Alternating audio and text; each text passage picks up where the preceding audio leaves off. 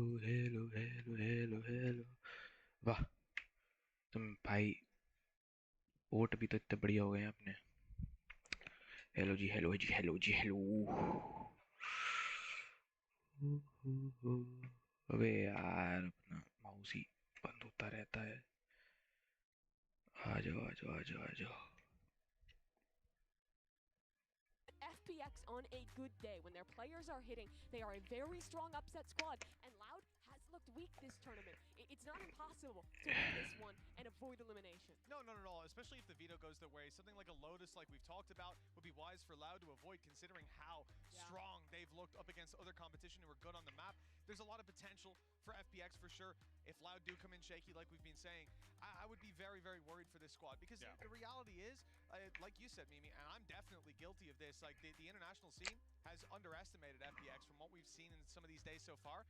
But again, we need to see them kind of take the win before people are going to give them that credit. Close games aren't really enough to win the general audience's approval. But for Loud, they absolutely need to win Absolutely. this. The expectation is If there. a team like Loud, after their year last year, after the pedigree of this squad, after their run in Americas, if they go out 0-2, it is a massive, massive upset. Well, let's see what we're going to be playing for this series and jump into the map select with our coaches and find out what battleground we're playing in today.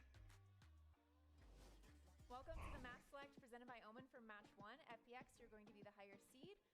Team A or Team B? Team B. Team B. So Loud, you will be Team A, and we will start with your first ban. Lotus. Lotus, your ban. Spirit. Split, and map number 1 coming from Loud. Sunset. Sunset. FPX side on Sunset. Attack. Attack, and map number 2. Breeze. Breeze, side on Breeze. Attack. Attack.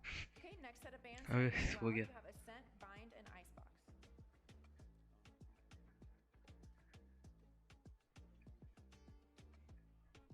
We ban Bind. And Bind. Your ban, you have Ascent and Icebox. Icebox ban करेंगे। We ban Ascent. Ban Obe. Ascent, so map number 3 is going to be Icebox. Loud, side on Icebox. Attack. Alright, good luck to you both.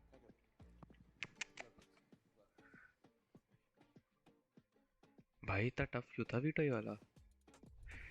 This series is going to start on Sunset. Both these teams have played Phoenix at home. I think they're the two craziest squads in terms of composition. We have it Madrid. This match is going to be wild. Yeah, Sunset's always a fun one, folks. But today we got 4 चलो teams भाई, that uh can जाओ आ take जाओ, the start stage, होने but वाला only है। 2 will live to fight another day. Let's do this.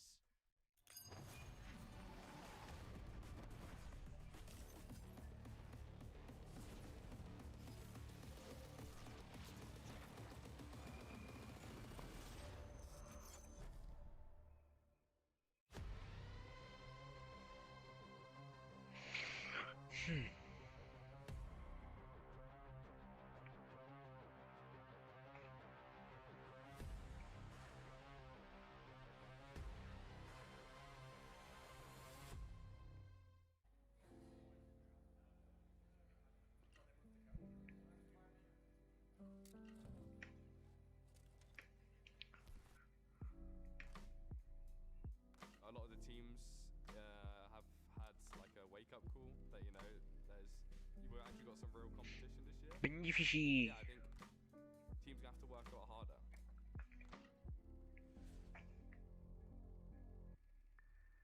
It's all unforsaken.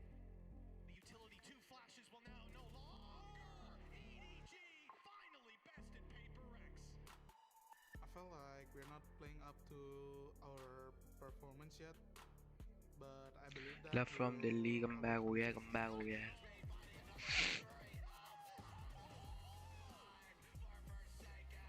I really believe that we are gonna stomp every upcoming game and we're gonna become even stronger. Mini Our home ground and we're gonna show it. Hello ji, hello, welcome है ji, welcome. It doesn't matter if ये सबको drip out कर दिए इनने, ये देखो कपड़े देखो सबके। I think PaperX is playing really individually. I don't see a good team play on their team. So if we shoot heads, everything is gonna be fine. We lose to EDG. We're not gonna lose again.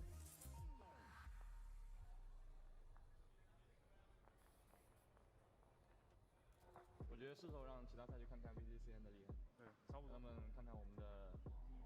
以前他们都会觉得我们很好打或什么轻视我们，现在今天之后不一样了。我们依然会很自信的去面对下一场比赛，然后在这之中会很好的他妈 Z 去改善一些问题。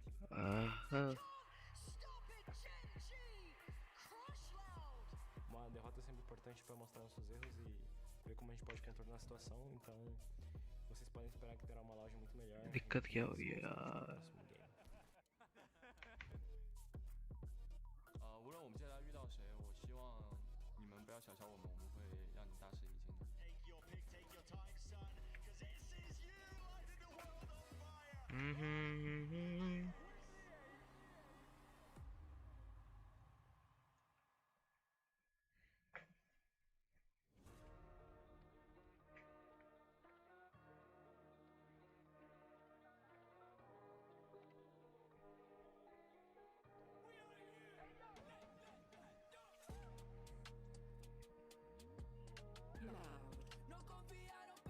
Míralo.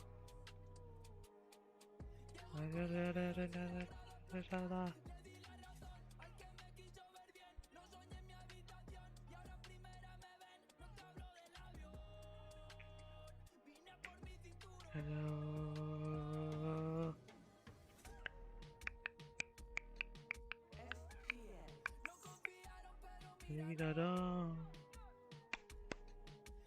Míralo.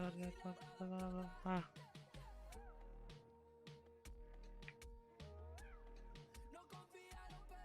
Míralo.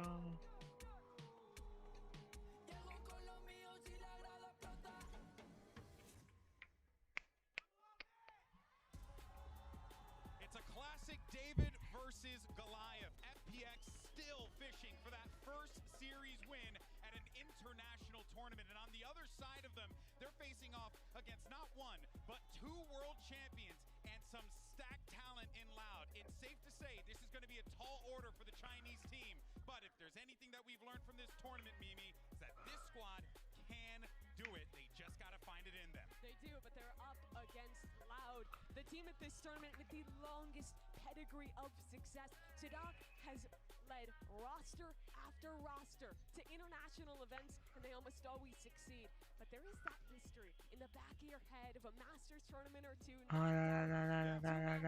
It's happened before. It's actually quite fascinating given the circumstances with Loud and FPX here, right? Because it's like, you look at these Masters events. Loud, kind of struggling. FPX, still looking for that first series win. You kind of have a situation where FPX is maybe get the better of them here. I mean, when Crew was struggling, one of their first big wins in Copenhagen was knocking out Loud. It has happened before where teams come up and get these upset wins. Yeah, they find them on weaker form, which is exactly what we've seen Loud come into this tournament on. I mean, everything seems to be lined up for FPX to have that miracle victory here and push deeper, further into this tournament.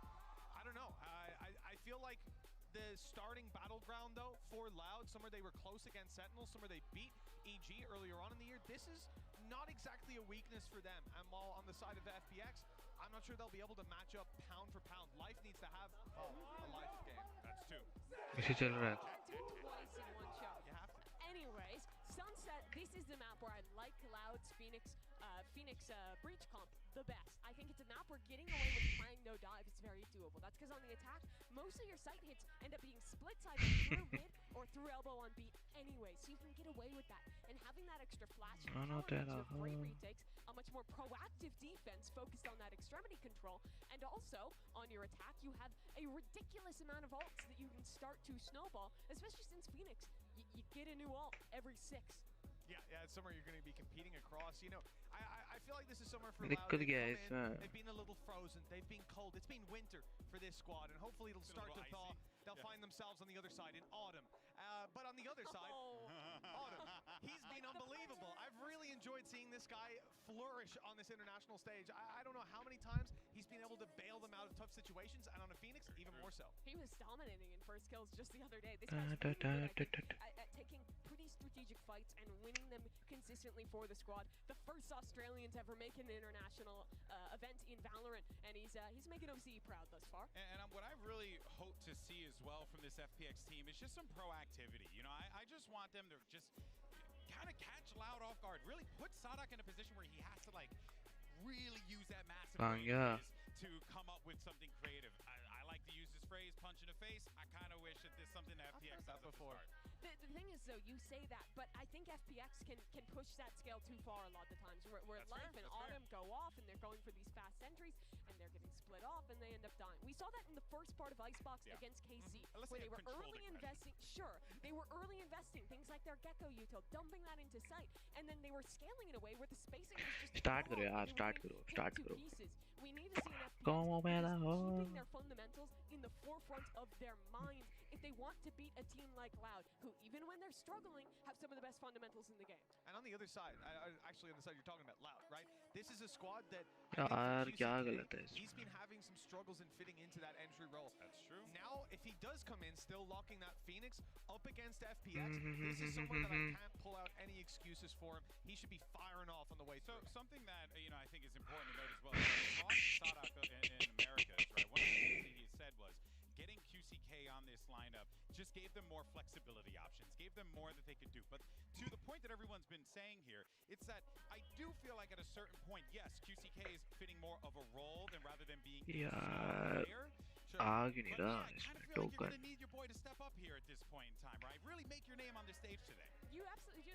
There's a reason we're in the phase of Valorant where we're past having IGLs that don't frag, right? Like, actually having people who are shooting back, who are popping off. And I'm not saying QCK wasn't at any point in time, because at his worst, he's been fine, you know? Yeah. We've He's done seen his him job. be excellent before. Good. Yeah, that is so true. Because that's the thing. He's a role player, right? Sometimes having guys like that on your team can go a super long way.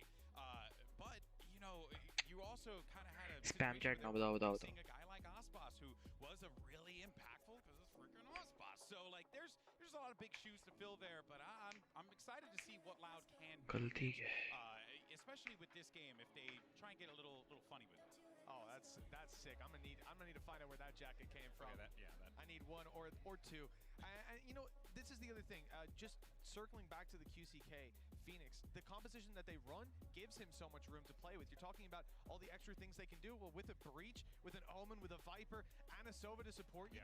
This is somewhere that I think FPX, if they're caught out of position, if Loud can push and pull the map, there should be no problem for QCK breaking through. Like I said, he's been good and playing his role. He's been going in and going down, but we know that the potential for QCK, the ceiling, is a lot higher. He can burst those sites, blow those sites way open by himself. Here we go. क्या लेंगे? coming in, and we okay, so they're going to be rolling with नहीं चल रहा यार.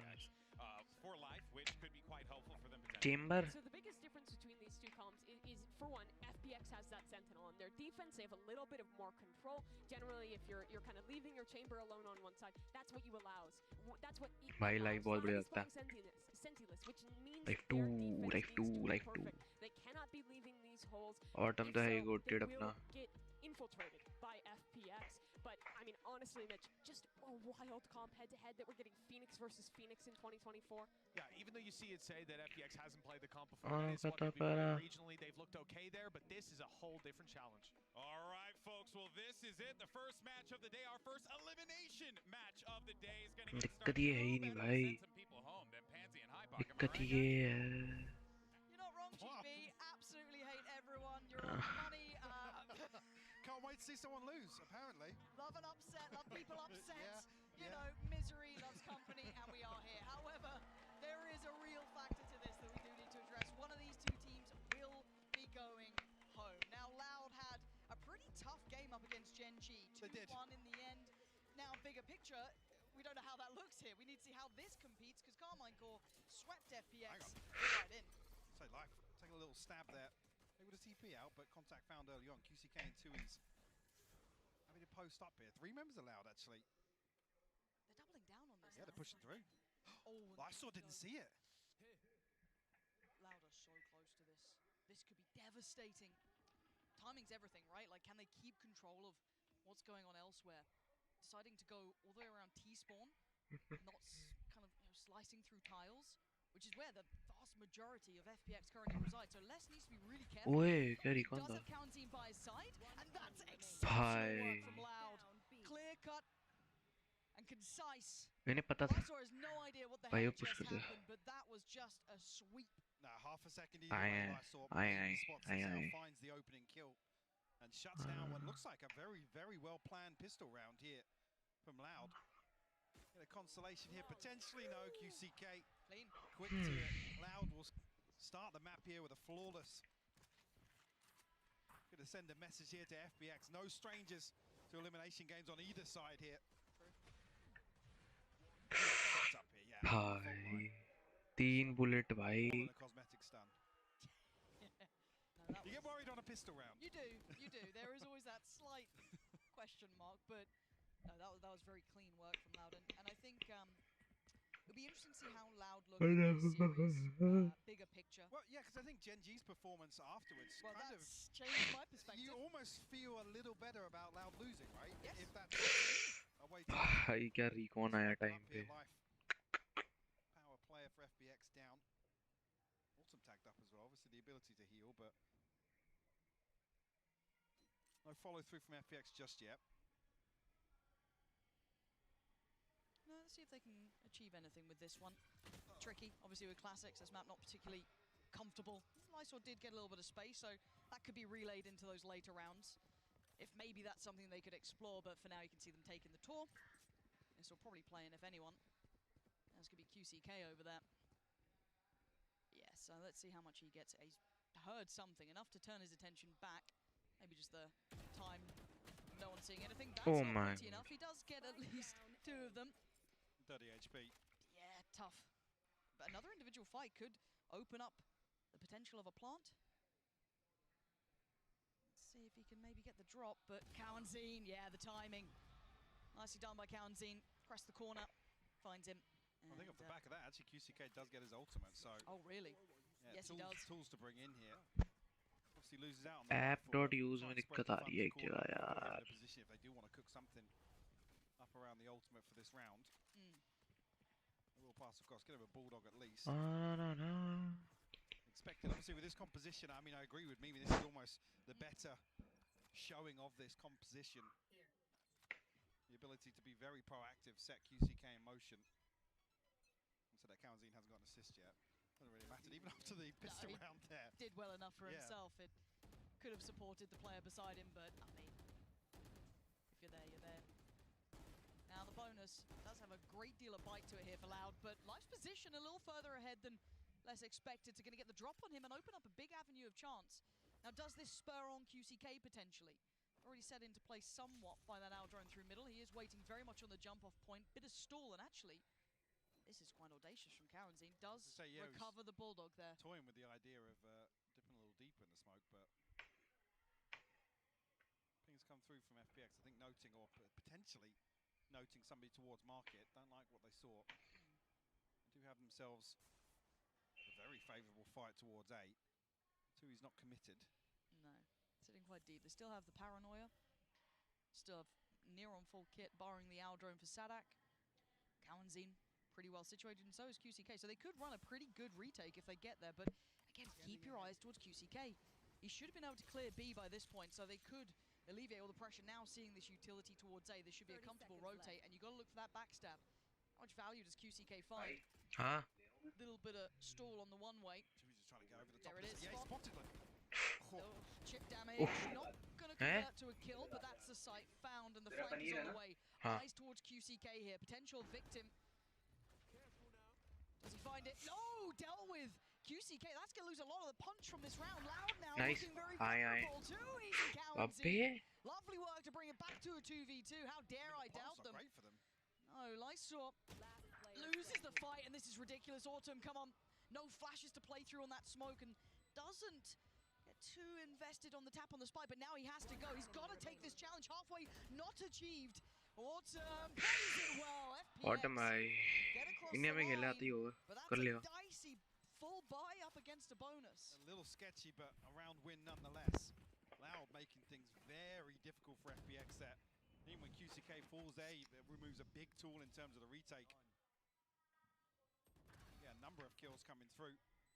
One enemy remaining. From both Tui's and Cowanzine. Cowanzine a little bit of hesitation here, obviously, to come off. He was just ahead of the half defuse. And Tui's in a good position to hold the cross there as well, so definitely an opportunity for Loud to pull that off. But a Red Bull clutch nonetheless for Autumn. does have his run it back now available also. A little bit of an adjustment over towards A though. Two players willing to hold towards A main. Playing in Sadak. Life knows they're there. He's at a really weird spot. It's adjusted well enough though. Loud gonna get the first blood and fall away. No trade available. You're gonna see Berlin back towards the T side of the map. They are congregating this side. I'm waiting to see if the third player does start shifting away towards maybe top mid, but they're not going for it just yet. Still aware there's a chance this could be a fake. Ult gonna come through. And Tui's respecting this enough to really not want to tussle with it. Yeah, conceding the space. There's no real follow through from FPX, but it has drawn a bit of a rotation. It's only QCK over on this side of the map now. Just holding contact towards main. Potentially going to spot this out. Yes, he will. Finds actually a headshot. इसी में दिक्कत है. Slow things down on the way in as the spike makes its way over. Yeah, Loud. Very well equipped on both sides here. Could be a plan though. I don't think Loud can really nothing to really deny stop that. this, no. They've still got a little bit of a glimpse towards middle when you're keeping in mind Autumn's position. But he will probably, he either has to go and be proactive or fall back towards B main. We have to wait and see what they opt for. Looking for that deep smoke towards main. This should start off the retake. Ult invested from QCK. Spots the player, takes him down. Can't get the follow-up in the ult, but FPX finding the kills.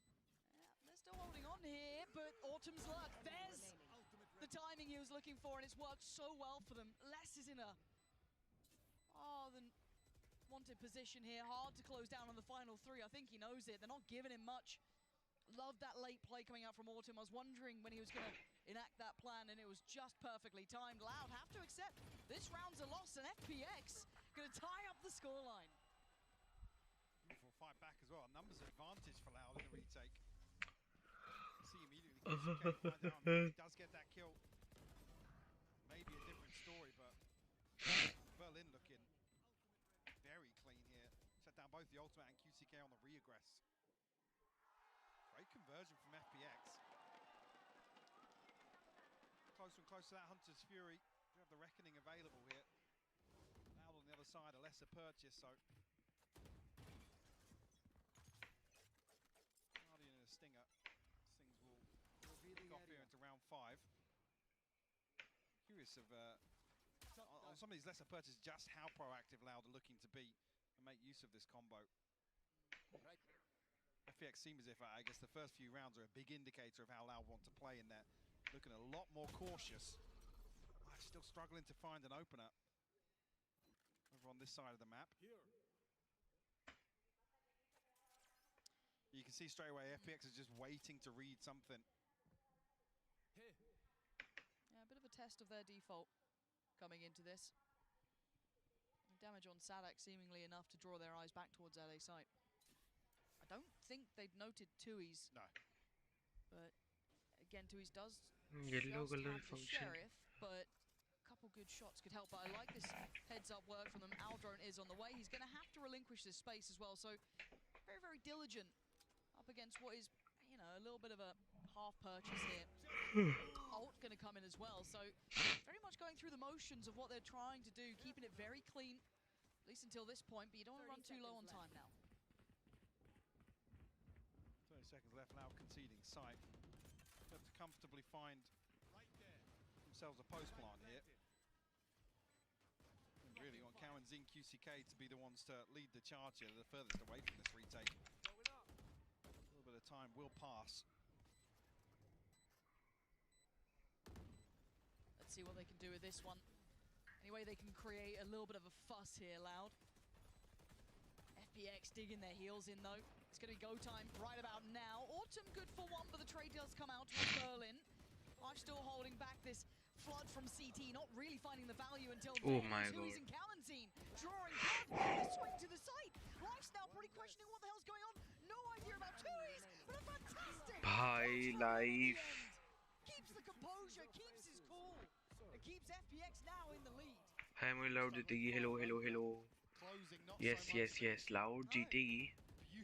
But भाई FPX बहुत अच्छा खेलती है. मुझे तो बड़ा पसंद है FPX का गेम. जैसे वो खेलती है. और ऑटम पता है को ऑटम इंडिया में खेलता था गॉड्स रेन में. अब वो चाइना टीम से यहाँ पहुँच चुका है. तो तुम्हें इंडियन टीम में खेलना पड़ेगा, फिर उसके बाद तुम चाइनीज टीम में लिए जाओगे, फिर तुम यहाँ पहुँच जाओगे। ये है तुम्हारा FPX the lead here. Route है। Loud will come back on a purchase. Some ultimates starting to come online here, but Hunter's देखते Fury देखते full क्या होगा। force. FPX looking to pace change a little bit. They're rewarded Na, for na, it. na, They na, na, na. completely call off Loud with that pace shift.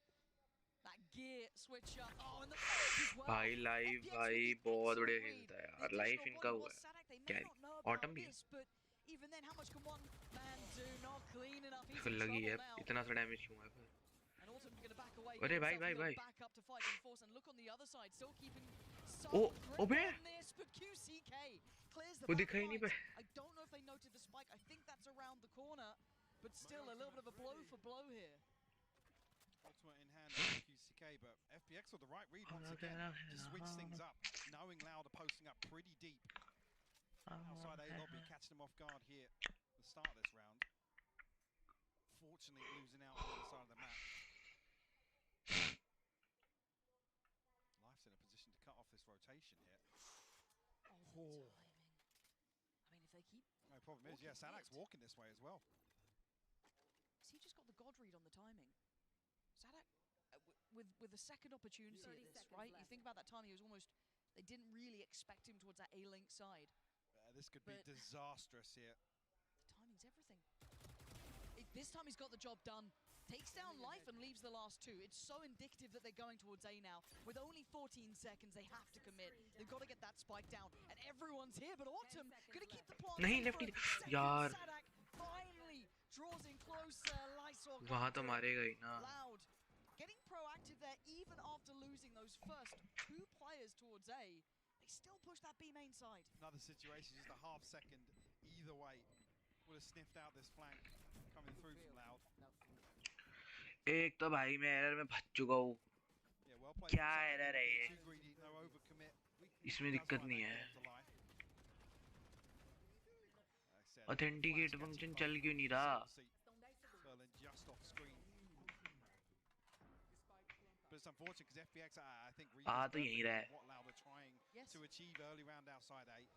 Look to shut it down here and send a message, make a response. See how that's going to change things going forward. क्या चाहता है? It is a deeper hold this time around, but maybe a setup here around the fault line. Yeah, potentially going to play in QCK off this. Big information, but he's not alone. So close by. Yeah, still didn't get affected by the flash. Slows down the roll. They're very close by, and he wants in. 2 quick kills, but it's going to open up a chance. They're going to know there's 2 more players here. They've seen that utility. They've got to know they're on short. Life going to try and slip a little further ahead, and now here comes the problem. This should be shooting. अबे उसने मार दिया। But Life still good on value. Still going to find one. Look at the damage. That's rough. Double O swing. भाई, Spray's good from Sadak. साढ़ा Still भाई। series close enough that there is no escape. This is a very hard 1v3 with very little space. अगर निकाल दिया फिर? Spotted out, paranoia. ओ लग जाती है। A ton of utility to deal with. भाई Sadak will find the wallbang. ये क्या है? साढ़ा क्या बहुत? And a message sent in response by Loud that we are still happy to Goated है fight भाई, this. goated। It's nice to see the adjustment too, because Yeah, it's a different look absolutely, yeah. from the previous round as well. No. Catching really with that flash. And even knows that Life did actually get that kill onto Cowanzine there. The FPX to pump the brakes first. Call a timeout. Loud looking a little more fluid, a little more reactive today. And that's kind of what we're looking at, is what form allowed in. I think we've seen the highs and lows. And the question is, how much can FPX push that? Can they continue to get in their face? That 3-round streak, they had a great read. They were playing very well. A couple of individuals stepping up. Autumn and Life with some fantastic moments for themselves. But as a collective now, you could already see Loud have adjusted, right? We just already noted, we kind of talked about it a little bit, that adjustment on A, it went from 1 player, I think it was just 2 he's holding it, to now 3 in 2 different variations. So what does FPX have as a read on that here? This is time to maybe mull that over. अबे अब कैसे हो सकता है? FPX's composition does excel is where they can get themselves towards a site. So you know what Berlin's utility can do to cut off. We've even seen the awareness from 2Es as well. Play a couple of spots early on to, I guess, try and negate that as best as possible. Get some information over the top of that wall coming through onto A site. But yeah, curious. FPX early round haven't really. I mean, 1 round where they lose out on B side, but it's been this pretty tame default we've seen time and time again, and now we're at round 8, so it's there's a couple of question marks elsewhere. Do you start exploring mid now? It needs to be pretty well coordinated and invested. You want to do that this late in the game. This late in the half, I should say. Still options here. Hunter's Fury, gonna run it back. For FPX, it might just be, yeah. Berlin भाई को रुकना पड़ेगा. As anticipated. You see the protocol in place. Tui's going to shut the door. They're looking at top mid burst, but already quite a deep hold from Sadak, so probably won't get fully affected by this flash. No, dips away on the corner. Should play in Tui's now. You noted that paranoia coming through. Caught a couple of them. Going to draw in less as well. There's three-man kind of pressure towards middle. Not rewarding, but maybe looking at the extremities to find that pick. They'll probably be in now. Lysol will be called upon. QCK and Kawanzine posted up pretty deep here, but they're going to hold their position. They're trying to make a scramble. Oh, the spam. Autumn's going to obviously keep going, but again, it's well controlled by Loud. They've held on nicely to this point. A little bit of danger going to be coming in. Sadak has connected towards life. First did go towards Berlin, finding Tui's, but that was on the other side of the map. It's valuable towards the but it now falls to less. Do they check this? Does he get played in so perfectly? And again, wait, they must have seen him. He saw him, yeah. Autumn turned. And now it's uncomfortable. Oh, it's so good from Les. Punishing Lysor as he tried to bail them out. And then drifting back towards B. A correct read from Loud to get back to the side. FPX trying to scramble again. 15 seconds. The cross being watched. अबे ये क्या plant है? It's just looking so on the money here. He does get denied though. QCK, County nearby. Oh my god, but time. 6 seconds. Does he know how close by Sadak is? No. And heartbreak at the end there, because FPX almost thriving in that chaos. But Loud controlling it in the end and keeping that 3 in a row going. Beautiful damage control from Sadak early on, and Tui's as well, to really shut down this mid push. Comes out as a curveball, I think, early on. The information gathered nonetheless. Yeah, FPX switching things up just when you expect them to. Problem being they don't have the benefit of the economy to fall back on now. Couple of ultimates, yes, but like Loud with those 3 rounds in succession. कहाँ से? Feel like they are in some control, but Life still आ गया है. chomping at the bit to find an opener. ठीक है. And rewarded this time. Let's go in walkabouts as well. A round like this, a misread potentially, you've given so much opportunity to FPX. Double stack towards top middle. Now make it 3. Just kind of roaming the map, and they're reading this as a B take correctly, so the utility not so subtle on the way, but can FPX continue along this trajectory? Berlin with a rifle, still in hand. Young still has one as well, so there is a little bit of threat to this. Viper का है. And the Viper's pit on top. The pit definitely causes some problems for Loud here. Need to step the pace up a little bit. Find a kill ideally here, but FPX is going to tuck themselves back in towards main, not risk anything. They got to get a move on. They got to get going. This Viper's pit's not going to keep going anywhere. They're going to be sitting on this one. And actually, maybe feels over the top to use it. They're in very good control here. Berlin's position is excellent. Going to punish the barrel that just showed through. Going to put himself on the line pretty much just to make sure no one's trying to go for that defuse. And FPX wrap up the opportunities that were left for them. Loud with a mistake there in my mind. Giving away 2 openers here. खाना खाना ऐसा है. क्या दिक्कत है भाई? After 3 unanswered, absolutely. Get themselves back in the game. Themselves a big boom in terms of the funds as well. Look at that coming out of a purchase like that. Most players sitting around, what, 2,300 and above are in Lysor. Yeah, uncharacteristic of Loud. Less, we'll do the same thing again with the security. Oh! Life just can't TP away in time. Now noting a second here, and noting a difference in the setup, because it's typically Autumn and Life over towards A side, being the ones to push and prod and try and find an opener. It's the telltale signs of a B hit. More contact made. QCK going to show his hand a little. Stalling out towards B main, but there hasn't been any utility from FPX committed towards the site, particularly more individual from Autumn. This doesn't feel like a site hit yet, and it's not moving Loud. other than it being these two on this side of the map. Now they're probably happy after the previous round to sit back and look to respond as opposed to be decisive. And they haven't noted Tui's with that operator either. No. That's been quietly waiting over towards 8. They're still going to have to use a fair bit of utility to clear close, which they're doing now, so this should be ringing the alarm bells that Loud might know this could be A piece, but look at that top mid timing, Berlin and Autumn. This could be exceptional, but it's a 1-for-1. It's still valuable enough that it's pinned in Loud. They're in trouble here. So now they need to win out on the site, though. There's still a fight to be had. 20 seconds, all eyes turning towards Autumn, allowing safe passage, but Tui's takes him down. 15 seconds, they don't know about Salak until now, and what a horrible surprise it was. And he's just spraying and spraying, and it works. He had a smile on his face before the round ended there. Well handled by Loud. Like I said, after the opener, happy to sit back and without having, I guess, the tangibles, the information they've learned so far in this half. Making the numbers work. You can see the little smile at the end. That's rough for FPX.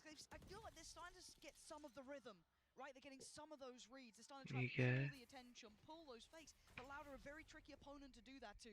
But Life has been very good at some of these entries, some of these openings. But look how deep Loud are sitting now. What another adjustment coming out. Clear through a little bit pacier this time around. Maybe on the back of Autumn's ultimate. Yeah, we'll pop this. Clear a little bit of space. Don't expect anybody from Loud to really be challenging towards this drone or the running back, but Tui's actually from the top of the box here finds a kill. And the paranoia's good enough. इनमें सारे ऊपर हो गए हैं. Safe. Toying with expectation on the TP. Plant. So for the first time in a while, yes, they lost out on Berlin, but they do get themselves a plant. They do get the time on their side, but can they hold this? Couple of ults here, nothing critical, but a lot of utility still with Loud. That's the issue. Site looks rather clear. You're going to see them try and flop this now. Cowanzine cracks it open. Counter swing from Life. Oh, but Cowanzine popping off here. This is a problem. That's halfway, and the defuse isn't stopping. अबे भाई साढ़ा क्या कर रहा है? Stretching their legs a little bit here as we approach round 12. A pace change from FPX. Life previously the hero in this sort of situation. भाई साढ़ा के आगे हिलना कितना मुश्किल है भाई. Tui didn't even see anything. Had no confirmation on the other side of this. Beautiful adjustment from Cowanzine to find the trade with the operator there. Purchase will struggle a little bit for FPX coming in, but a judge in the hands of Life, sort of force available. Expected to round things out for Lysol. Has had a very quiet half, 1 and 10. It might be rinse and repeat here, but I'm pretty sure the camera connected to everyone. Yeah, and Cowanzine trying to be the one to capitalize on that, but didn't quite have it in time. You're going to see the sort of force out for Life as well, so bit of a rough battle there for Cowanzine, who's going to try and drift away. And they're expecting pressure towards top middle potentially. They're unsure of if this is a fully committed A piece, but it is. 5 players on this side of the map. Very similar look to that last round. Same kit, same utility, but eyes towards Sadak. Is he going for that late fact-finding mission? He wants information. He knows where they're coming from. That's going to be relayed to Tui's. But can Sadak hold the line as well? Can he be a problem? He's going to dip away, and actually the right read here. Right call from Sadak. Why hit it now? He can take his time. There's still no rotation from QCK. Cowanzine gets a kill here. Does have the Rolling Thunder, which will open up the retake for Loud.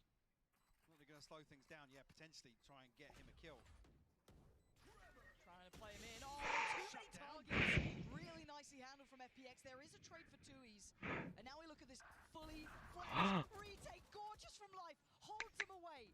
Needs some more QCK coming online here. And you still got less. Playing towards CT side. Almost caught Berlin in the heels, but it's Yang to go down and Loud. Oh my god. That was a really good attempt, but it just wasn't कैसे हार गए? Difficult for them to really find repeatable success here. This A side post plant. A couple of times has been shut down. Like I said, Life previously the hero with that 4K. Loud, a course correction. Find themselves an 8-4 advantage here in the first half. Yeah, big turn defense Loud. Putting themselves up to 8 gives them so much more leverage. A little worry early on, I'm sure, with those 3 rounds connected. However, let's hear from Loud themselves. Let's hear from Tui's. Oi, eu sou o Twizy, sou jogador da Loud. Acho que pecamos muito no primeiro mapa, que custou muitos rounds. Eu acho que a gente estava indo muito bem nos treinos. Acho que a gente se adaptou bem com as coisas que a gente tinha e ele encaixou bem. Só que infelizmente a gente não conseguiu mostrar nosso jogo, nosso verdadeiro jogo essa série. Acho que com certeza, tipo, pra mim a derrota é sempre boa também, porque mostra pontos fracos seus, então pra mim todas as derrotas eu levo como aprendizado. A gente vai ver os pontos que erramos, ver como a gente pode contornar a situação. This is now going to get scary, right? There's the Hunter's Fury, going to be drawn out from the tap of the spike. Spray from 2Es is good. Follow-up is better. They're holding on to this. Munchkin going down and 2Es. Exceptional work there. Uma derrota é sempre importante para mostrar nossos erros e ver como a gente pode contornar a situação. Então, vocês podem esperar que terá uma loja muito melhor e muito mais constante para o próximo game. Wait for 1 hour. ये क्या है? Looking for more consistency, looking to be the Loud that we know they can be. A lot of doubts coming into this, a lot of question marks. यार ये as करा रहे हैं भाई. In this first half, Mike, they're doing quite fine. I don't think we can oversell it because there was some fight back from FPX, but they'll be comfortable with it. Like I said previously, both Loud and FPX, no strangers to elimination, no strangers to losses on the international stage, but it's good to hear that's kind of characterized as, yeah, we know we made mistakes here. Like I said, obviously the follow-up series from Gen G does give a little more additional context to that. You absolutely. Feel a little better about Loud's loss in that series, but back today we're looking for a lot of all the sloppiness that you don't expect from Loud to be cleaned up, and whether or not you can attribute that to, I mean, earlier on the interview saying that, there's jet lag and stuff, and it happens. It does. But at this point, you've got to also look at FPX when Carmine Core hit a 2-0 on them. I think a lot of people had exceptionally high expectations when it came to Carmine Core. So seeing that, it wasn't a huge shock, but I want to see more depth to FPX. I want to see more from some of these players who you can see the mechanical capability there by a country mile. There's some of them incredibly talented. So let's see if that can be brought together at the right time here. Potentially get them first international win, as the desk was talking about, is a brutal one when you're facing the likes of Carmine Core and then Loud. It's awful as well. The longer that goes on, the more elusive that win does feel. Doesn't it? Yeah. Like I said, you got a tough draw. Yeah, no one's going to doubt Loud. that. Yeah, it's definitely tough. Okay, the recon actually did. Wait, yeah. Self-flash. Maybe there was a little off there. Should be planned who's going to deal with the dart if life's going forwards like that. Looking to potentially re-aggress though. Yeah. Behind the wall. I mean, Kamzi eyeing this up. ये video आई कहाँ से? It's almost a game of chicken. Who dares to go first? But you can already see how proactive FPX are being on the rest of the map. Oh, come on! QCK, quick as hell. Autumn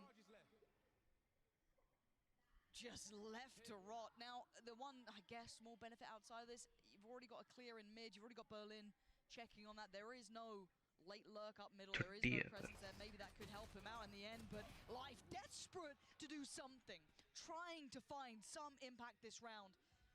But Loud with 3 and potentially a plant have the numbers. But Nitro could be bad here. There's a little window of chance. Nope, it's shut. Less still diligent. Gonna make sure that's checked on. And now with the lack of presence from Berlin, they're gonna be looking for that flank. Yeah, definitely. It's too long. 2Es look curious to start off with. Now obviously retreating back towards elbow. Nothing really for Berlin to do here. And find it. भाई 2Es blind through the wall. यार read होती है इन loud वालों की. Okay, clean. Oh. No more.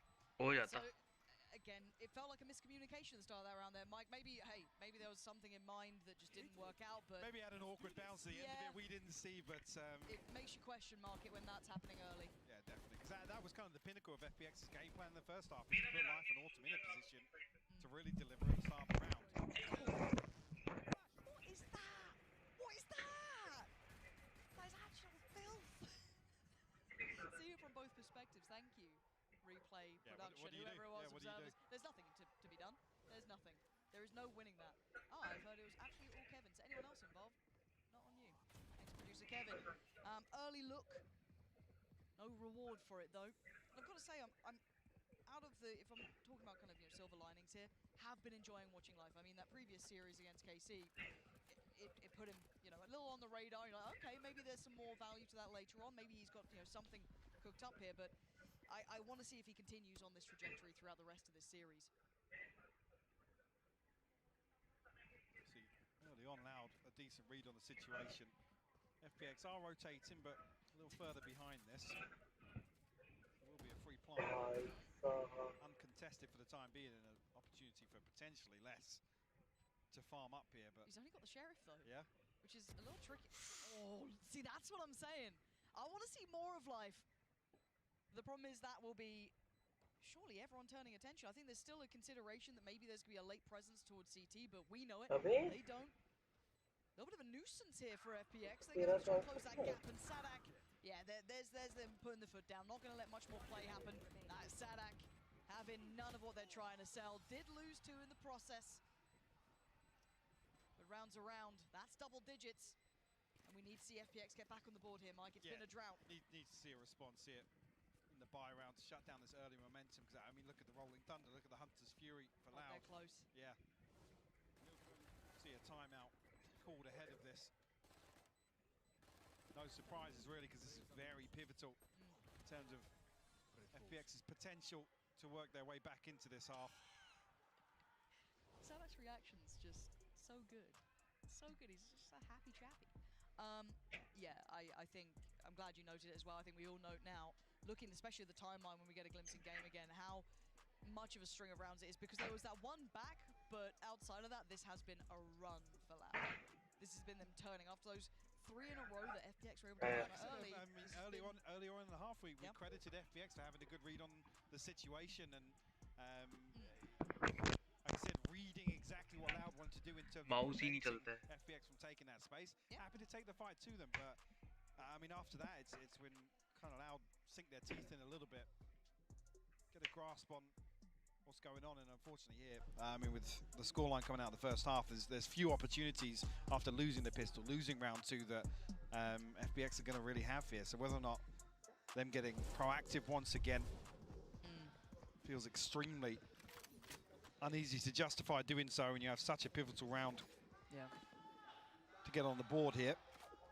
And also, with how kind of linear it was around Life and Autumn, I think Loud are kind of reading into massively what's going on around the map by who they see.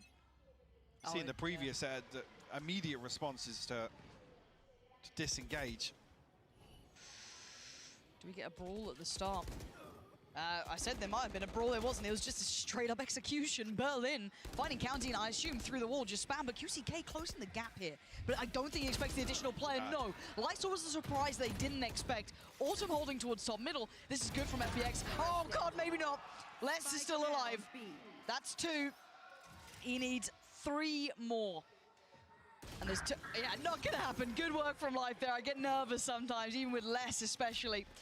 But Life keeps them where they're at. FPX keep 3 alive, and that was a critical round, Mike. That was everything they needed. Definitely. And they went for a challenge on B as well. Yeah, the confidence still there. They're happy to post up and prevent Loud from walking around the map.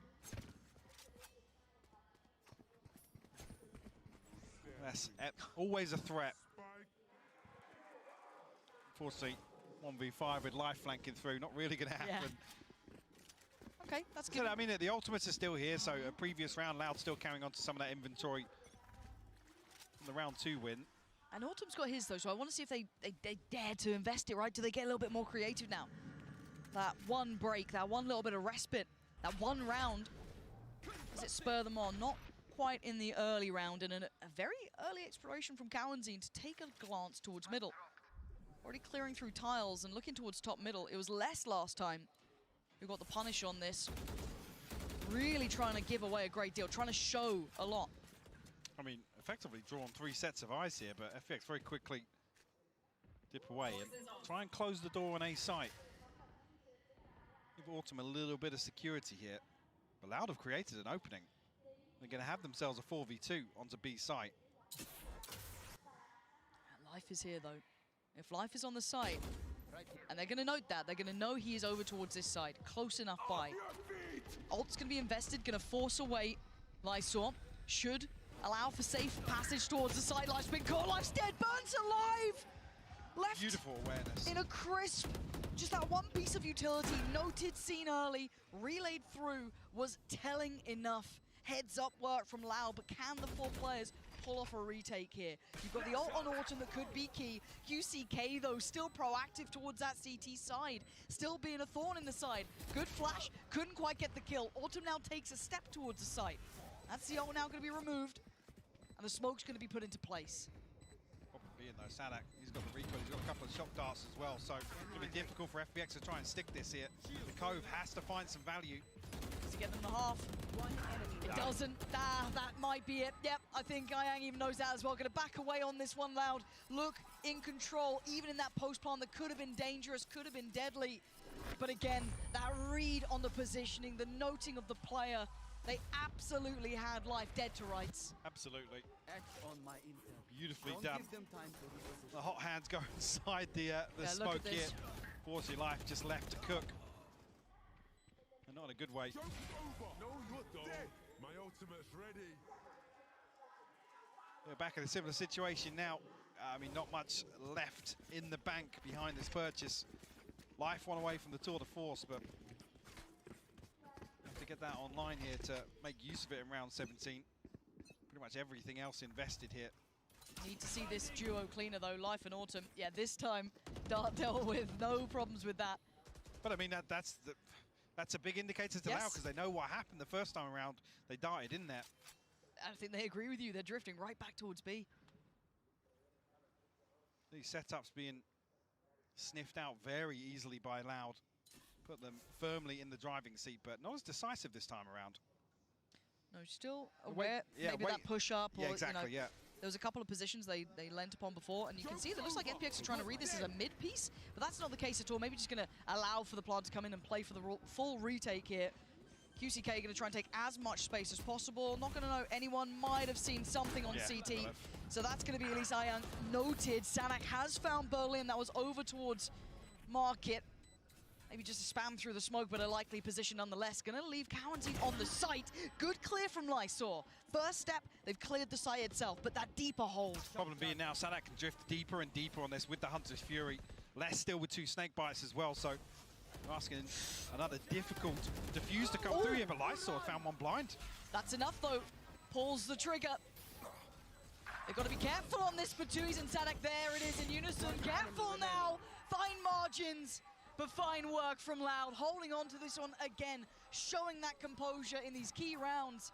And Lysor having to back away. FPX, they haven't got a grip on Loud here. No, it's difficult really to break apart some of these post plants in B main, but the lack of map control elsewhere, limited options for FPX.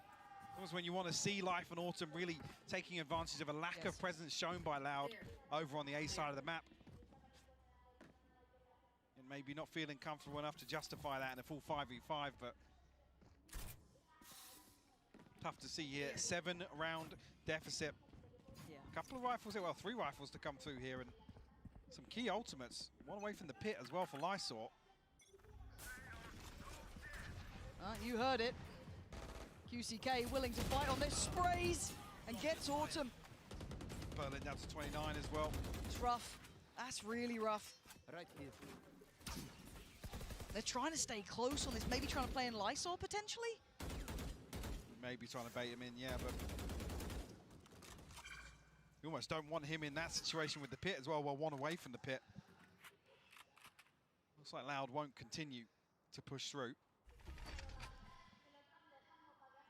He's going to try and set something in motion for 2Es.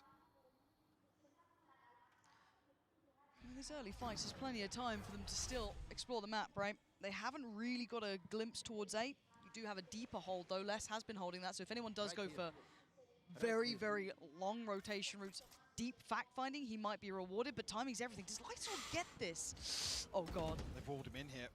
Give him a little cubby to play out of. Well, maybe it's enough to stall. They're banking on this, but the barrel, oh, it's a downfall, and Les opens the gates towards A. Life. Pit as well here. Oh, God, that cuts off. Everything off here outside Link. Berlin just got caught as well. This could be it. The downfall of FPX on this map. thinking they had a little bit of an opportunity there. It comes crumbling down in front of them. Less looking to close, and he does. 13-5. It's clean work for Loud. They are looking very sharp here. Very decisive performance here, bouncing back from some question marks in our opening series for sure. Definitely looking like they've tightened things up, cleaned things up a little bit here. Fortunate for FPX to really have to now bounce back from that elimination series. Yeah, this one hasn't been what FPX would have wanted. That's only map 1.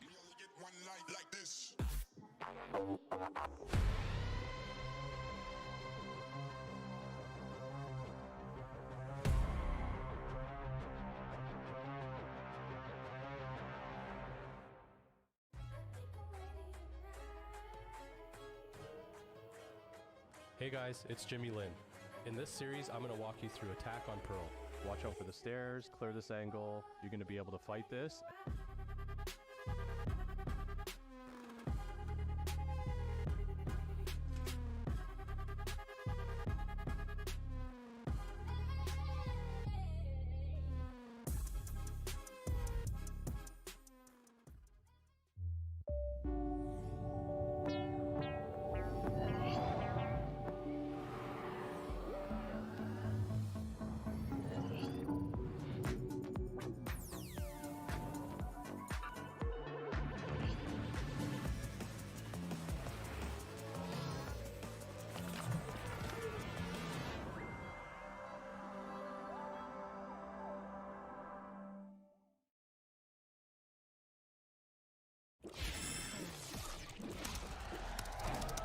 Red Bull gives you wings.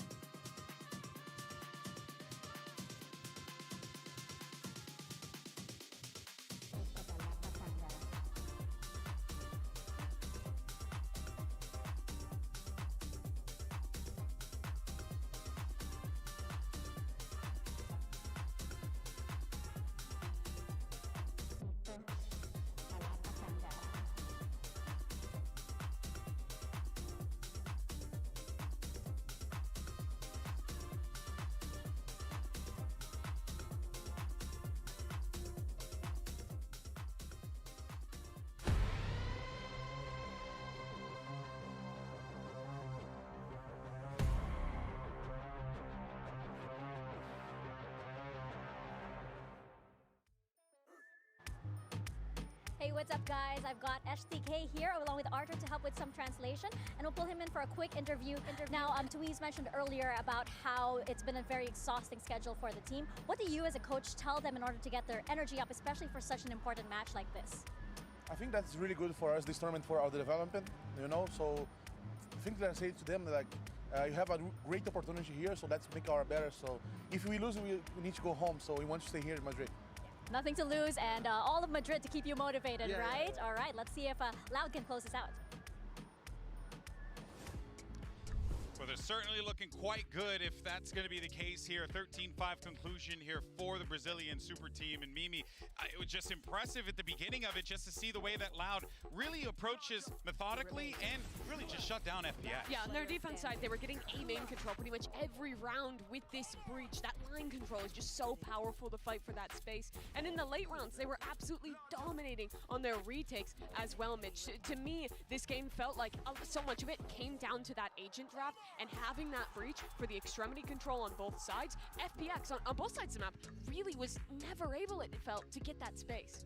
I think that's fair to say. You know, looking at even then swapping to an attack side for Loud, you saw them deny Life's early aggression with constant flashes. He couldn't post and hold angles and find the value that we'd seen before. Couldn't get as aggressive as in the past because every time he tried to take map control in the first couple seconds, there is a flash, he is forced back, and again set into these deeper plays where Loud have constantly been able to take advantage of the space taken. Yeah, Loud showed why this comp actually does have a lot of depth, even if it looks weird in the agent select. They were 9-1 in gun rounds in this one, absolutely dominant. And as we look at the same lab shoot around, I mean, Sadak, I don't even know if he needs to warm up more. The guy was doing great map one with the calls. You know, as an elder statesman myself, I just like to see what the big brain Sadak likes to do, so that this way I can learn a little bit for these aim lab shoot-arounds. But in any case, though, yeah, you're not wrong, man. I really just feel like Sadak, this entire team, they're just playing at a comfortable level right now, Mitch. It's quite scary, and FPX are going to need to turn this around. Yeah, we can talk about pistols as well being coin tosses, but Loud still came out winning both of them as well, which just puts another nail in the coffin for the side of FPX. I think there's not a lot that they can look at in that last map, but with positives, at least it was over quickly. And really, that's the question now, moving on to the next, is can they make that recovery? Of course, we'll see. But let's actually jump over to hear what FPX's Nathan has to say heading into map 2. Hey guys, Mika Fabs here, and now I'm with Nathan D and Luna to help with some translation. Now, Coach, we did see that FPX, of course, struggled a little bit. Is the team more confident now that we're going into Breeze, which is your map pick? What's the game plan? 其实刚才看到有一点点的小挣扎吧，但是在第二张图就将进入到我们的选图微风岛屿，你们的计划是什么？我觉得来到我们自己的选图之后，我们应该会打得比较从容，比较自信一点。图一输掉就输掉了，我们不会去管图一到底发生了什么，我们就专注到图二，打出我们自己想打的东西就 OK 了。I think when it comes to map 2, it's our pick, so we're definitely gonna be more confident. We're gonna forget what happening on the map 1 and play our own thing. All right, let's see if FPX can make a comeback like a phoenix on map number 2.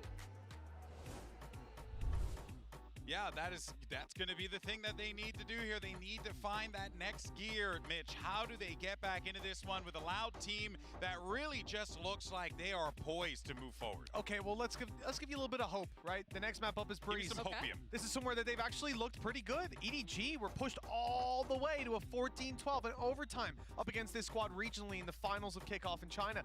That gives me some hope that we're not going to see this same deflated team. Also, quick series, easiest ones to recover. They're going to be backstage thinking, we didn't even play that map. Nothing happened. Nothing went right. The next one, though, like I said, is comfort. Now, the one thing I will say is in that series where they got it real close versus EDG regionally, Berlin had 26 kills. Autumn had 24. They were fragging out. They're going to need to fire off today.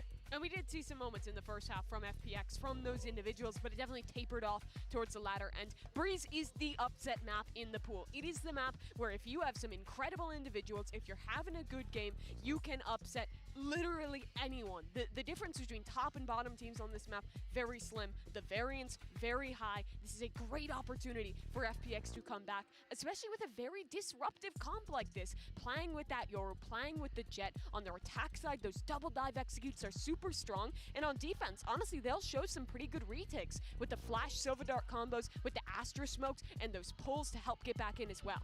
And one other thing to note, Tui's moving over to the Viper. Last time we saw that, he hasn't played a lot of it historically, but he played it here at this event. I think he walked out with 26 kills himself. He was looking unbelievable, and I don't expect him to do any less than that here. It's going to be a tall order for FPX, and also Mitch has got another less reference in there. I hate the man. Let's send it back over to your commentators for this one, Pansy and Hypox, so that they can ridicule him appropriately. I don't know. I can't. We're in a good mood today. Yeah, you we're guys are throwing us cheerful. some negativity over here. Like, Don't come over here, GB. It's looking some wrestling things Other about to si- go. other He's side gonna of the throw fence. down. Other side of the yeah, fence. you keep over there, all right? You be nice to Mitch. He's sensitive. He's a sensitive boy. This map, this game is worrying me, Mike, because I wasn't enamored. Yeah, I mean, because Loud just hit the Uno reverse with Breeze, basically, and we're Pretty like, much. yeah, we'll bust out like the most boring run-of-the-mill comp and look really proficient on it. Yeah, and rely on the reasonable. fundamentals. People basically just walking around fighting, but basically a deathmatch lobby is what it felt like last time, and Loud excelled at that. Why would you entertain that concept? I mean, don't get me wrong, Autumn and Life are very good, but they're going to need to do a lot more than that here. Let's see what they got. Loud on the attack, of course. FPX on the defending side, and already it's looking like last map. At least the start is. Autumn, you got something for us? Okay, good connection towards QCK. Can't deal with Kaunzine though, and again, I'm waiting for that plant. I don't think anything's going to stop it. No, that flank gets called off from Lysor. Hyang did find a connection. So down to 3 now, and yeah, look at the HP. Maybe Sadak just going to leave himself as a body on the site here, forced to swing and does go down. Game back on here. 2v2. Oh, that was maybe a little individual from Hyang there, but Lysor, what have you got for us? Not a defuse. Yeah, upgrade to a ghost, but we'll dig both Loud players out of this position. Not going to be very easy. And the worst two to be left in the post plant against, really. Very difficult. Where they can buy time, free information. I saw desperate to try and get something. You can't blame the man for trying, but yeah, Loud not going to let this one slip. Again, didn't really see Loud rely too much on sight hits and full-on executions previously versus Gen.G. No. Pissed around if it is any sort of indicator. For an adjustment in their approach here. But yeah, really looking towards Life and Autumn to be very self-sufficient as well in these roles. Both the Yoru and the Jet. To pull a fight here on Breeze, obviously not going to see it necessarily in round 2. No. Going to see any sort of investment coming through, so it will just be classics. 3 rifles on the board though. A Bulldog in the hand of Kaunzine. But, you know, same old when we talk about it. If you're Loud, you want to be very clean in this. You want to maybe try and opt to build ults in the right direction. If you're FPX, you want a little bit of mayhem. And they didn't get what they wanted. Attempted a pop flash and a swing off the back, but Loud nicely spaced, handling it well. Not going to fall foul to that. You've already got a player right up tube, so that's going to be a problem. If it even comes to it, you can see Kaunzine just standing there, wants to fight on it. And yeah, less claiming Lysor. So unable to make too much of that first foray there in towards A shop, towards A main. And that's about all she wrote, at least for the first 2. Now we see the buy-in, though. This is potentially where FPX can set their own turn, or tone, should I say, to this. Because first map, they did do quite well initially. It was the ability that you couldn't adapt beyond that, though.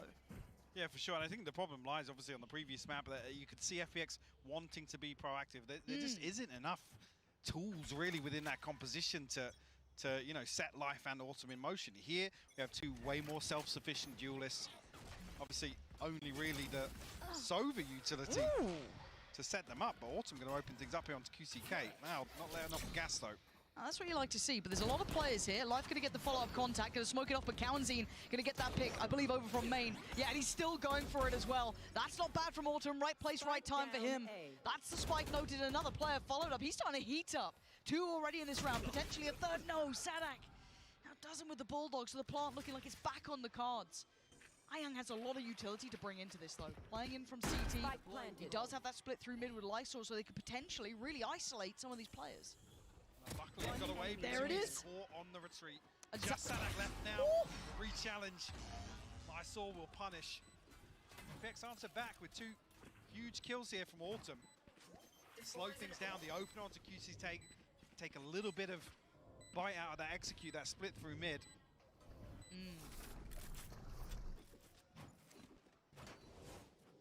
I'm not even sure if that was ahead of any intended. That can't see. Okay. That's unreasonable. Enemy remaining. Lysol's timing on this was great. Being able to snap back to Sadak at the end. But keep in mind, that was a bonus. Certainly not a fleshed out purchase. No, missing in Loud areas. drew blood as well. So, you know, if we're talking in this game, great for FPX. If we're talking if it's anyone else, you're looking at, okay, there was still a lot of casualties in that. They're still going to be suffering in the economy. You're already looking at life down to the Guardian there. So, again, there are some takeaways that still look quite good for Loud in this, but got to keep our eyes on the main man, Autumn, who was pivotal at starting off the last one. Spotted here. Has to get out of dodge this time. I've spotted one, though. I'm still there, but actually catches Cowanzine. Gunbarrel sticking ahead of the doors there. Nearly loses his life. Yeah, down to 17 HP. Oh. Nearly caught on the retreat as well. They've not had the early success they'd want, right? This is quite good from FPX, holding Loud a little further away, not getting that mid-access they'd like to maybe try and split in towards that A site. Now, forced close towards Lysor. Forced in towards Life. Cowanzine down low, has a lot of kit to play with, so wants to try and use it to facilitate this play towards site. Life's in danger here, but he's still finding value. QCK goes down, he's dodging just about everything. How the hell are they alive here? Ayang as well finding Sadak. This is much better. Say that, Autumn. She's finding a TP over toward B side. Lysor might be dead here. The pop flash gonna buy a couple of seconds, and speaking of seconds, they're down to 15. Yeah, Lysor on a platter, they've got to know about Autumn, but he's still firing. Great work from Autumn, and Ayang there. That's much better. That's what you want to be seeing from FPX. Really well played, Berlin. Move in after I Noting there the rotation, whether or not Autumn was going to be the one to cycle back across, but he becomes the hero here on A site.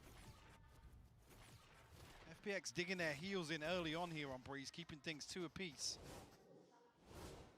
Fortunately, I don't even know if the Hunter's Fury, I think, caught the first tag, but nothing on the second there. As you noted, Lysor able to thrive in the chaos. Cutting through. Still coming back in with some investment here. Cowanzine, a Guardian. Rifle in the hands of 2Es. We have the null command, whether or not we do see it this round. Will be called upon once again. QCK. Oh my god! Nearly getting the kill. 24 HP left on Autumn. That was a labored spray, but just pulled it down at the end. Autumn is... I'm enjoying watching him on this map much more. I want to see more from him. Lysor going to deal with Cowanzine. Really looking at 2Es here to crack open some space, but haven't really been having much of an attempt towards his B site yet. It's been relatively untested.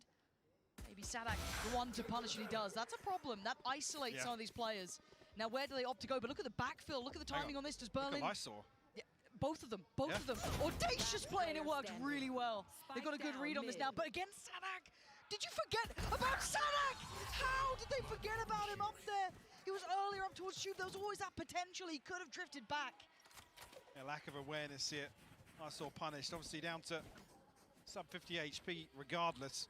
Almost a perfect pinch here between Berlin and Lysor. All the way towards bottom mid. Autumn with the last bullet here. Yeah, QCK got to be kicking himself after that.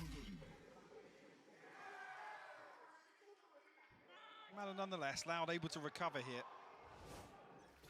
With minimal investment, able to get a 3rd round on the board.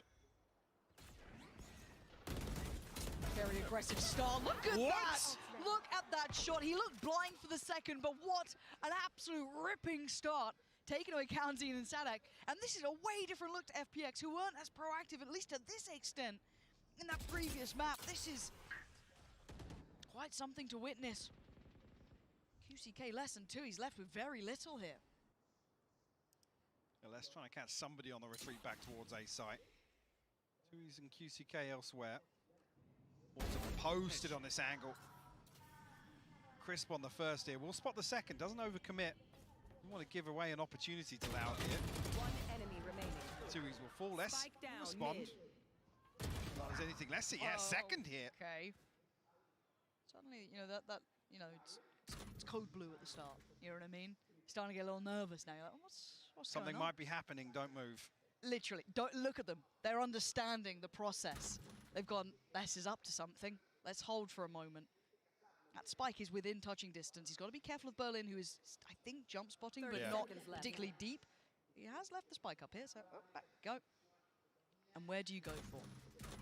You know that generally Berlin had been over towards that B side. Well, Lysol was spotted earlier on the pillar, so that's still going to be the end goal for him. Lysol just needs to play time on backside here, not give anything away. But oh God! Oh, nearly caught in the open here. But he's got to get the plant. Yeah, that's not. He's let it go too far. A nice attempt, but they are a million miles away. The time will be the factor to tip the scales over. I am rather impressed with what I'm seeing from FPX here. Look at a little more of a commitment to some of these, or to this open, yeah, fully blind on the second. But yeah, a little bit of a further commitment here on this early round aggression that we didn't see on the first map. Sunset looked a little laboured, maybe lack of tools like we already noted, didn't feel too comfortable fully committing to that sort of play style, but again, on Breach you can get away with it. There's so much freedom here. And an early pit invested, so that's the B site. Looking unapproachable, at least from main.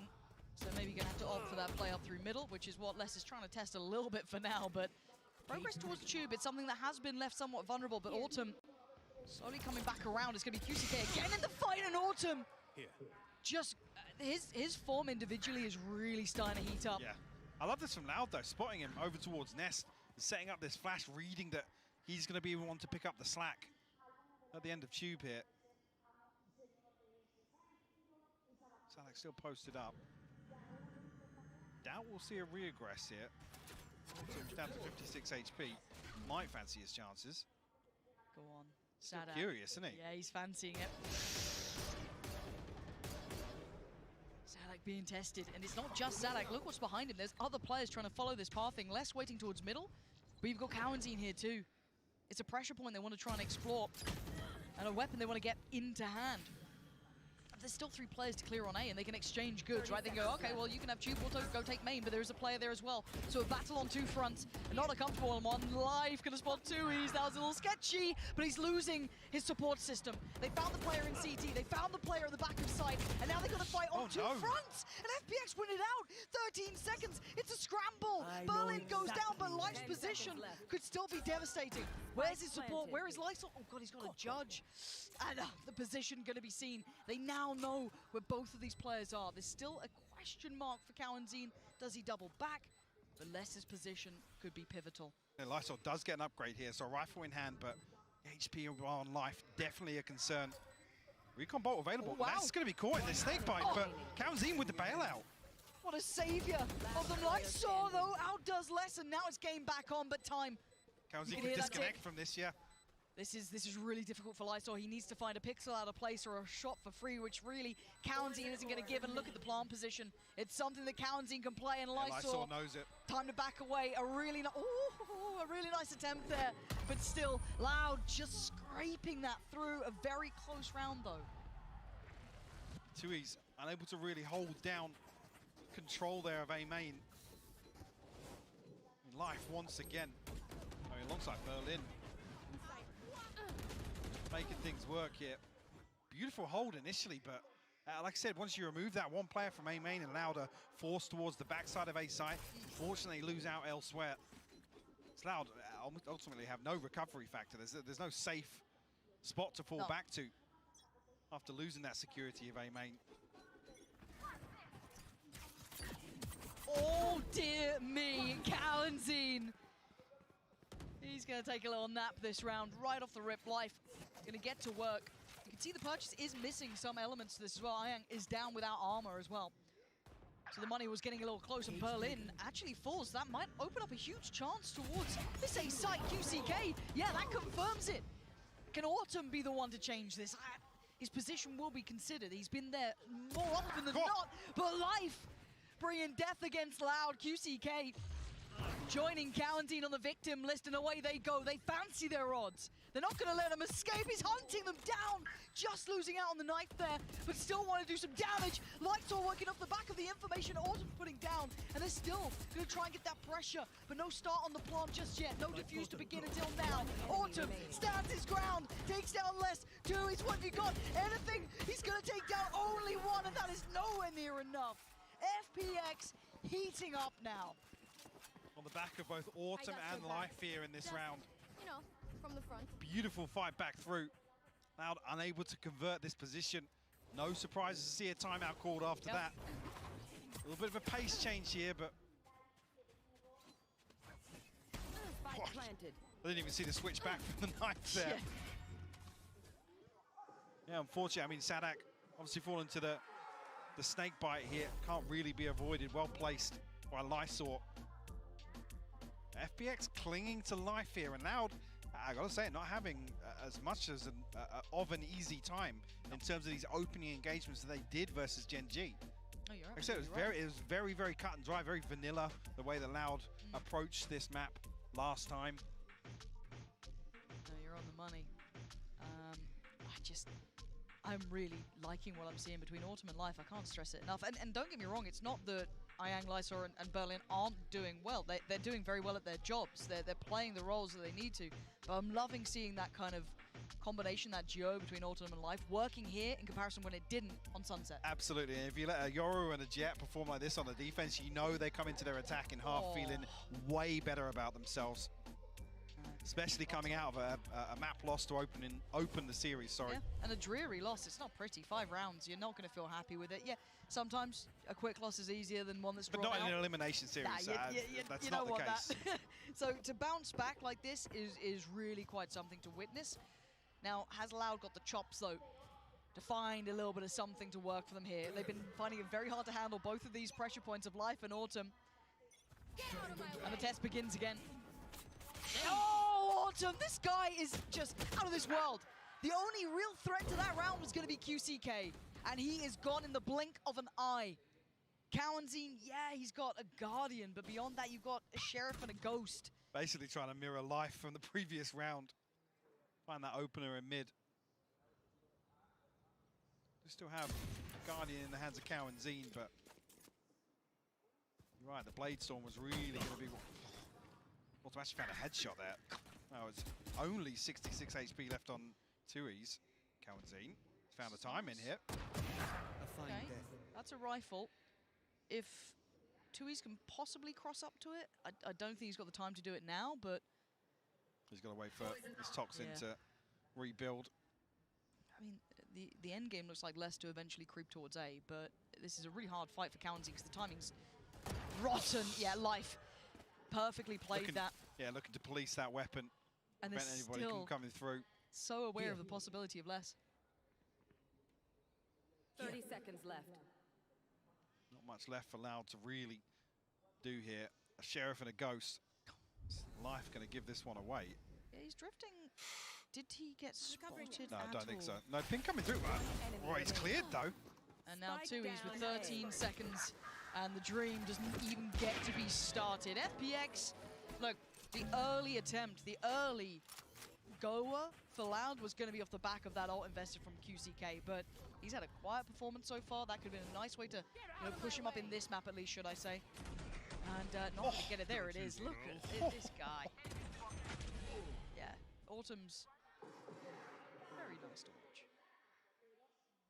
This is what it should have been about, right? That timeout that came in, probably not for the last round, but the one between. This is what it was for, the buy round that's coming in now. At 5-4, Loud need answers because FPX have been meeting them every step of the way, and it's been individual, it's been punchy, but it's been damn good. Here. Gonna note a couple steps. Bring the alarm bell towards middle. And a further adjustment here again from FPX. Obviously posting Life up. So won't expect to see him getting too aggressive here. Especially with nobody on the side of Loud on the other side of the halls to him. And if you're Loud, you're so conditioned to be worried about, okay, yeah, the play? exactly. Is Life going to be here? They're Where waiting are to they? see who shows where around the map. Berlin drifting a little out into the sights there. Left. I concealment. wanting for HP. But he isn't alone. Autumn by his side, and we noted it early, and as did you now watching. Life creeping closer. There is a player watching, Tuis, who gets the timing right here. Life walking in. He's been seen, and he gets to keep his life, which is the more surprising part. So now the three-play stack that was on this side of the map going to be rewarded, and he's actually just going for it. Berlin's fallen, as has Life. It's all on Autumn. What can this man do? Nothing this round. Put down, and the side plant should be coming in very comfortably here, as the other two players quite far away. Yeah, punchy reaction there to the pressure coming through towards the Loud spawn. Unfortunately, that site hold just crumbling under the pressure. I saw it was a little curious. You're going to try and find an exit somewhere. I mean, looking at the funds on the side of Loud, if you can remove a rifle, could cause some issues. Loud seemingly aware of his general position there. Yeah, it's enough that he's gone, I'll give it a second attempt. Yeah, and in these slower rounds, it's really less to be the ones to, I guess if there's no early round aggression from FPX, it's less that becomes the pivotal player in terms of information and sniffing out where that threat is. Some round Life left unchecked. Loud have shown a lot of presence up tube, actually. Yeah. It was one of the first rounds we haven't seen them explore it, so you almost feel bad for Life in that regard. Yeah, like, he's not rewarded. Yeah. But this much more patient play, you know, a much longer held default as well by Loud. That was extremely patient. It was, I think it was Tuis who sat at the, you know, very back by spawn, basically watching for that tube pressure, which is maybe just a nice counter read because they had been exploring that so often, but still. Loud find a little bit of a solution. But adding on the back of that, we've now just seen the operator coming I was going to say, what's really curious is actually it looks like FPX is going to continue to slow things down. Hold a little more passively. But the operator noted off the rip here, very start of the round, so giving Loud the information, not necessarily an advantage just yet. And Autumn can TP elsewhere. He's going to post up here, maybe show presence to the operator, potentially catch timing ahead of a rotation, but no, his TP's just expired. Time to jump. I'm going to have to go for this because there is pressure coming up towards Tube. I don't know if that Aldrin actually managed to spot out the players, but Autumn's digging quite deep here, and he's found his reward. That's two he's dropped and the spike found. So this should spur on the attention towards Tube, but Ayang is on the case. Got to be careful though, two players, and it's crisp from Sadak. Life does well to find less, that removes the middle threat, but still there is pressure points to this. You can see the gap being closed, but another spot for Autumn, and another body to add to the list. Cowanzine trying to drift in, but Autumn's exceptional at what he's doing. Good job. An absolute monster this round, and in this half. I mean, that's just so tough to watch. There's two members allowed tucked into main here, and Autumn's allowed to swing all the way. Dry, by the way. Barely saw anything from Tuis. No utility to set things in motion. Out of charges. He finds 3 on the round with the operator. Pretty pleased with himself. Should be. And the adjustment, again, what I love about this is the variety we're seeing. Very hard to get a beat on. Now you got Life with the operator instead. Another little switch here. So if Loud thought they had a plan before, now it could be adjusted, expectations being diverted. And there isn't bodies behind this. Uh-oh. Despite not committed just yet, I mean, it's Life, the last one you want to be trying to pin down with the Hunter's Fury. Nothing comes through it. Sadak's in deep here. Yeah, but it's just Sadak. There's no one with him. They're trying to maybe find the rest of them. He's put his life on the line for this, but he's getting nothing for it. It's just Sadak so far, and individually, he's not going to be able to outdo 4 of them. They've drawn all the rotations. The spike's still in spawn. Where's the value? Is it trying to bait out this B play? Once they get the spike, they're sure. I mean, yeah, Leicester's got a very deep position, but they haven't caught anybody in rotation, so QCK nearly rewarded for his patience, but now noted. There goes that position. He has to fall off it. This plays in, I guess, Tuis, but they need that spike down and safely. I doubt Lysol's going to play ahead, so that should be fine. My mind goes to Tuis here. Yeah, he's in a lethal position to play spoiler here. He's going to hear all of these rotating. That's at least 2 players. You can see the pings coming through now. Yep. When's his time? Some awareness. A couple of members of FPX actually looking back here. They've slipped ahead pretty well. Berlin is having... Oh, Berlin breaks Tuis in half. That was the plan. This is the fallback, and it's worked well enough to take down Life. Autumn, though, with his presence unknown, gonna find the frag towards Quarantine. And QCK, nice attempt, but not good enough. Less left in a 1v3, and FPX looking like the real deal here. Less with a spray, but look at them facing him down. FPX with the lead coming into the half. Didn't even note it there, but the divide creating a pocket for Autumn to get behind. Loud, beautifully constructed retake here. Heartbreaking for Tui's. It's just unreal from Berlin.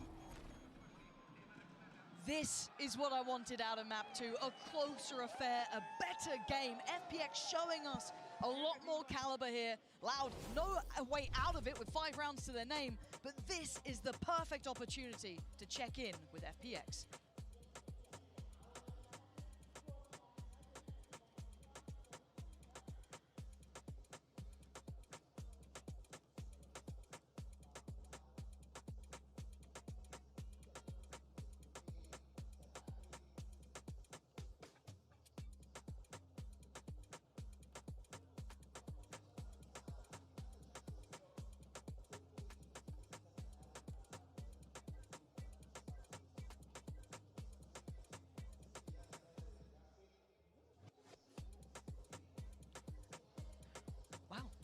That was a bold statement there. Yeah, I can't believe he said that. I know. Caught in 4K.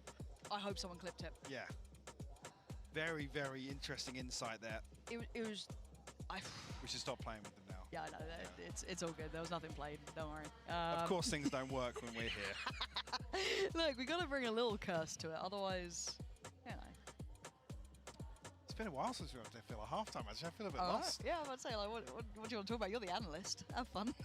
I was hoping to get someone from the interview there. Well, that's unlucky, isn't it? I'll come back to the same point. Obviously, after the first map and it being very, very one-sided, now with this performance on defense, you've really, really got to dial in and hope that Autumn and Life can be the deciding factor here for FPX to force a map 3. I mean, sorry, I was going to say less.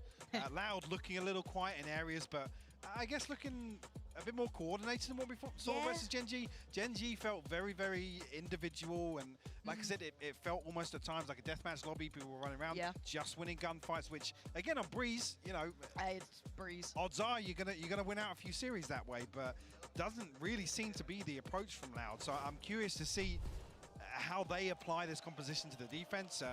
Obviously, Autumn's going to be the slippery one, the one they need to pin down here and keep in check early on. I can't wait to see it. Couple seconds to go now. Was this flash in the pan a death rattle from FPX, or was there truly some life to them here? I want to see it.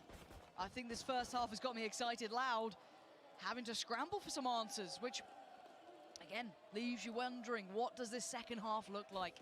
And early work from Life. He's straight up middle. Yeah. And doesn't get spotted. Going to be checked on and outdone. Quarantine with the first. Going to draw blood here. And put Loud, at least one man up to the good. Spike not committed just yet by FPX, so really relying on Life and Autumn. Really wants to find an opener, but Tui's himself into a strange position here, completely unconsidered by FPX. Almost behind this mid push and back at him with the Tui should be dead, right? Should be, yeah. He's dead. Quick little pop flash, spotting out Sadak, and Autumn's feeling himself, so he's going to stick that fight too. 12 HP, but he's done so much damage. Do FPX continue on this path? I think they could turn yo. 35 seconds. Hello. Players on side just need to run the clock down. The Lysol down to 1 HP, Berlin still pretty healthy, but did get tagged by the spike camp. Lucky not to die to the wallbang. Now the problem is QCK. Look at the position he's in. Yep, I think Berlin knows his chances are fading here. There was a little bit of a moment in middle where maybe they could have done a bit more, but with 10 seconds, players left, right, and center. Les holds the ground well. And again, this will be a bit of a reminder. Some of these players, I'd say, are very, very good, almost specialists at holding these sites down, being those kind of stoic members that can be rocks of the team. And this could be one for Les here, already towards the top of the board for Loud, but could continue on this trajectory. But Autumn had a real opportunity. It gave him a solid start here. Definitely finding 2 follow-ups after Life did fall. Unfortunate. Cowanzine on the other side of that with the Sheriff of his own. I'll get the pistol on the board. Still second smiling. half. This is, well, they're here. Quite a few of them. Help. It isn't just Les, but he's got to be a little careful because there is that kind of gap close on Autumn, right? That could be an issue. Same with Life to an extent. And yeah, they found him. So quite the audacious attempt. Yeah, how has he gone here so quick? Spike planted. Hello. Oh, That looked Bye. on. That Bye. one is. Second time of asking. And Loud looking composed. Not falling until then. Les going to go down, but that's not the end of the world. They'll be able to get themselves a defuse and close up the scoreline here. But again, keep in mind, if I'm not mistaken, first half Loud did the same as well. They got the first two. Yeah. QCK looking a little rough around the edges, to be honest, from the first half. Yeah. So you're hoping for him to pick things up in the second here. His hands full. He's really going to be the one to take the fight towards Autumn and Life. We'll try and slow things down with an operator. Well, there's your answer. Here. It's almost like you know what you're talking about sometimes, Mike. I mean, I didn't know if I was going to see it round 3, but... It's very early to go for this. Yeah. It's a hefty investment. And this is where I want to see if it works against Autumn and Life, who aren't afraid to get in your face. They might take a challenge on it. I want to see what the reaction is once they know this has come out. Oh, what a big investment here. FPX with 2 players, at least heading this way for now. QCK only on 4 kills. He's not had the impact he'd want here, and he can feel that pressure starting to mount. Life going to cop a fair crack of damage, as does Autumn at this point. So both of them suffering. Good start for Loud. You'd be happy with that, and obviously for FPX, that's going to take the wind out of your sails. Yeah, both duelists kept in check here. Definitely going to make an explosive execute feel a little more uncomfortable. These deeper trips here may be designed to catch off Autumn, but FPX still looking to find their way onto B site here. He's trying to ignore the one and look for the others, but the TP's been taken. QCK's in a little bit of trouble here, opting for the third rather than the first or the second, because he's really banking on Cowanzine, but he was surrounded by the end of it. Even with lower HP, Life's still able to do enough damage, but they haven't got that spike across. They haven't been able to ferry it forward. So even though they have the site, they have no ability to do, and Lysol going down is devastating. And there's the surround, right? Like, what can Berlin do about this? He's lost in the lurk, just not enough progress made early on here. Spike not committed. I mean, I guess this was the long con for FPX to try and make something work, pull a rotation and play in either Lysol or Berlin. But it just doesn't happen. Loud too decisive on the site. So he's going to try and hold on to this rifle here. 10 seconds But actually, left. Tui's might catch him on the retreat. Oh, I don't know. I don't think Berlin saw it. They're really clean. Okay, hit a shot like Berlin that. just has Tui's number, man. Like, it's just the awareness towards him. Absolutely unreal. My people ain't ready. Operator obviously retained, carry the cross here. Loud kicking things off with 3 unanswered. Bit of a team flash catch in there. Not sure how effective that was on the other side. And yeah, fairly indicative to see the spike not committed there. So kind of giving away the plan for FPX of what they want to try to achieve with those sorts of rounds. Maybe because Life and Autumn were tagged up and they wanted to try and formulate some sort of fake and, like I said, catch somebody in rotation, but seems a little disjointed. Well, this is the first time we get to see this A take. Now, it's really kind of top-loaded, right? Life's the only one with the rifle. Everyone else on Sheriffs. A little bit of kit to play with, but not as much as I'm sure you'd normally want. Now, they do have site control. Loud are respecting them enough. They've given up site, and they've given up their first life as well. QCK going down is a big loss here because Life can continue forward. Now, it's not a recovered rifle. It can't fall into the hand, but he needs to be such an influence so they can buy time. Snipe by Sland, but no combination here from Cowanzine Shock Dart, so they won't get a kill off this. Life's got to be proactive. He's got to be in this one. Oh, he's gone down. That rifle's just a step too far away. I don't know if they can get it back into hand. Autumn needs to get into the action now. Also tagged up. This is a problem. He's still going to make some value out of this. 2 left now. Berlin from mid? Where the hell did Berlin just come from? Oh, it's just Autumn left alive now in a 1v2. Maybe a chance, Tuis! Takes a lot of damage. They made something out of that. But the defuse going to be coming in, and Loud weather the storm. Causing some real issues on the way in, though. You see how much respect Loud are giving to FPX. Yes. Almost to their own detriment, to be honest with you. FPX capitalizing. Berlin unconsidered. Saw them 2s this time. On the way back in. Okay. Full purchase this time for FPX. Yeah, a crucial buy round. Do they go back for that A take? They kind of got a test of it last time. Do they feel as though they maybe found something? Stacked up and actually holding on to the spike here, so it might be a pacey hit.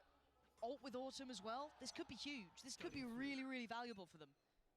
Look at the fake here with the TP being sent away. That's going to be, I'd imagine, quite a few of them, yeah. 2, 3 potentially. You can see the reaction almost instantly from Loud towards middle. Starting to close that gap. You're going to have QCK on the way. The ult is going to come in, and already it's a site being evacuated. They're already sitting a lot deeper. FPX will get themselves a plant. They are so close by here. Autumn, got to be careful about this one. TP, when he goes back, look who's waiting. Whoa, he got QCK! I was watching that on the mini-map. So unfortunate for QCK. Now Autumn left on the long flank here. Loud can get anything done on site. You're going to have the lineups coming in as well. Lysor just invested that, so that's going to be a time buy-up. He's Counting's going to get half on the... And the pop flash is really good. Sadak just goes in, takes away life and wants to remove Lysor, but he can't quite do it. And now you can see that backfall. Lysor is just going to get his body on the line here. Because they're going back for the defuse. Oh, well handled. Berlin closes that down. A crucial recon sent through at the right time. Heartbreaking for QCK. You see the TP sent all the way down to the beach. Autumn running down the clock with his ultimate. Let's try and maximize that information. Here, Loud almost get ahead of the curve here in terms of getting the half defuse, creating enough pressure on site. The pop flash is beautiful on the way back in from Sadak. Unfortunately, he doesn't kind of stick to his guns there and hold on to that space, but tough to do nonetheless. Different approach this time from FPX, eyeing up middle. I want to see QCK activate, if I'm honest. He does need to start picking up the performance here. Sadak with a army on the other side. This is going to be everything. The timing is going to be on the wire. Perfect play from Sadak. Meets life on the challenge, follows up with the nade on Autumn. And he has just broken FPX's back this round. Berlin, that late positioning he's been kind of known for, isn't going to be a surprise now. He has to play this forward. Not going to be able to do it. Niang, nice connection on towards one. And the follow-up, hold on. Oh, okay, there we go. Easy now. We'll find it through the smoke. Yeah, Sadak's absolutely breaking the ankles of FPX on the way in through mid-split. Leading by example in that one. Healthy ultimate bank. Everything except the Blade Storms here. I love this as well. Dips his toes inside the smoke.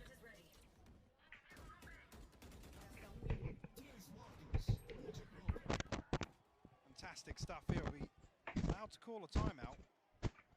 Actually, no, sorry, my mistake. Did just change. Got debated. Not your mistake. I promise it wasn't. It did say Loud. Maybe they both called timeouts. They could have both. You never know. It's a mystery. We'll start with the FPX timeout. Talk to me. Talk to me about what the game plan is here, because Loud have, even in, let's say, I wouldn't say the ideal way, because I would have liked, I don't want to harp on about it, but I would have liked to see QCK a little bit more involved. He has been somewhat absent this game. Autumn and Life have had his number. But yeah, I mean, he's got his hands full on the front line, right? So previously, a concern coming out of the KC series was FPX's inability to convert First Bloods into round wins. They were winning out on the opening duels, but things were kind of slipping through their fingers elsewhere, and I feel like that's kind of the same here. Maybe not being statistically as good with the opening engagements, but FPX definitely causing enough of a ruckus to make Loud sweat. Yes. Now they're forced back into recovery mode in some of these, and unfortunately I think QCK is the victim of that sort of play style. FPX, you've had one round in this half. Your first half, we were back on board. Need to show a little something now. Timeout for the check-in. Still got life on the ult. They still have a purchase around it. So this is a goer. This should be a big round. But early exploration from QCK. Counting this time with the operator. And it is going to be the speed piece. Last time, they evacuated the site. Dipped away early. This time, sticking around. Life on the way, though. Can he close that gap? Can he find a target?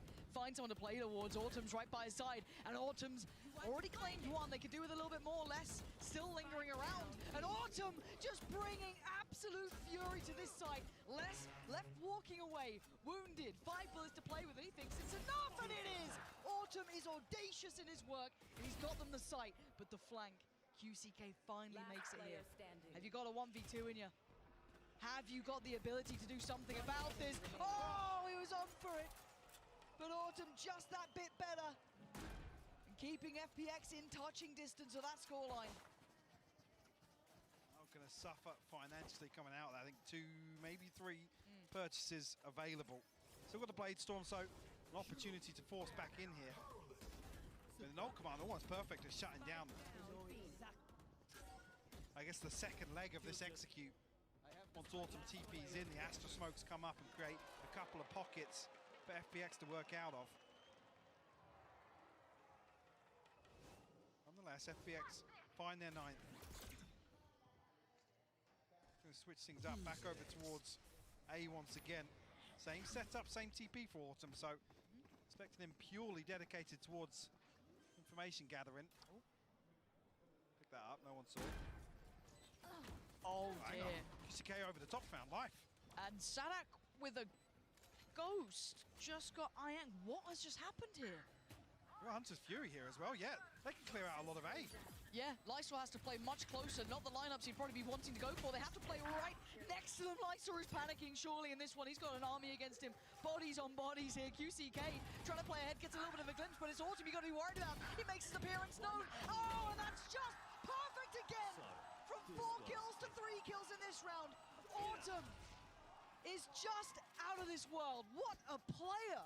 Elimination on the line, and he's stepping up to the plate. 25 and 15 right now. Keeping the hopes alive for FPX. I was going to say, Mike, you know, that last round, call it a good round, but also got to know Autumn got 4 kills there. And I said, well, surely you can't do it again in my head. I was thinking, well, can you depend on that? Apparently you can. This adjust through middle was just really rather God-sent. All things tied up now. Operator in play for QCK. He's going walkabouts. He's committed on this He's one. drifted so deep out of here. Oh, Lord. And Dash is expired. He's punished. He's desperate to make up for it. You can feel it. Yeah. He's trying so hard, almost too hard, to try and be the difference maker, to pick up the scoreline that's just not sitting well with him. And he's been punished thoroughly on that. A little ambitious. Cow and Zine. Looks like off exploring here. Might hear this. We'll definitely hear Lysor invest the wall. Always an awkward angle though. Oh bhai, throw कर रही है loud. A little ahead of themselves. And a misread. Here. They're responding to what they're FPX seeing. have sold this, yeah. Yeah, they've seen utility, they've seen players, and they've got life on the site. FPX. Now they lose the camera as well. That would have confirmed that this was a fake. Loud have fallen for this hook, line and sinker, and Life looking to be the Reaper on the site, but he can't quite close out Tui's. Nor could he find Sadak in time, but by now the round, just your heart almost drops when you hear that spike going down, and you are on the other side of the map. He's recovered the operator. Is it even worth it to keep into hand? I mean, it's not been going well for them. Opting for it here. FPX gonna be taking the lead now. Really activating, yes, individually in a couple of these, but now we're seeing this kind of, I'd say, across the board effect here. Unfortunately, have to consider things in the next round as well. The funds available. Oh yeah. Yes, there will be a rifle and the operators carry across, but it's the FPX finding 11, potentially 12 off the back of this round 21 victory.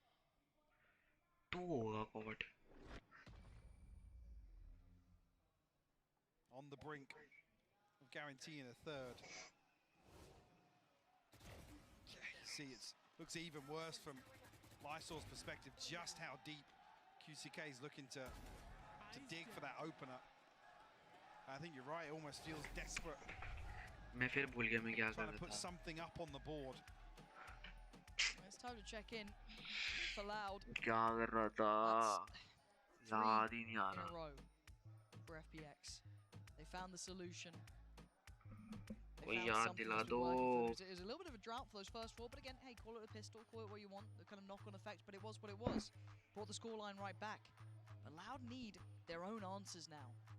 Looking outplayed here, if I'm honest. Yeah, I mean, a standout performance from Autumn. Loud unable to really pin him down in certain situations now has allowed FPX to find a way back in to this half after a, I've got to say, a very impressive first half overall for FPX. कुछ नहीं. Blinket ice cream मंगा रहा था. This is a rude awakening for Loud, and a much better performance from FPX. The first map, it almost feels like a lifetime ago now, right? You can put it where it is. Yeah, this is the point of the series now where you can say, yeah, map one's out of the mental. It's not a consideration anymore. 10 to 11 is still close enough. कौन सी घात है? The issue of money, this looks like it could be 12 unless QCK and Tui's can find some big value here. And they're going back to this A piece. That's where Les is. That's where Salak is with a share of They struggled as well. You know, obviously, the previous 2 rounds, FPX did find success on the back of Autumn's ultimate. Not available here, but FPX fancying their chances nonetheless. इसपे नहीं है.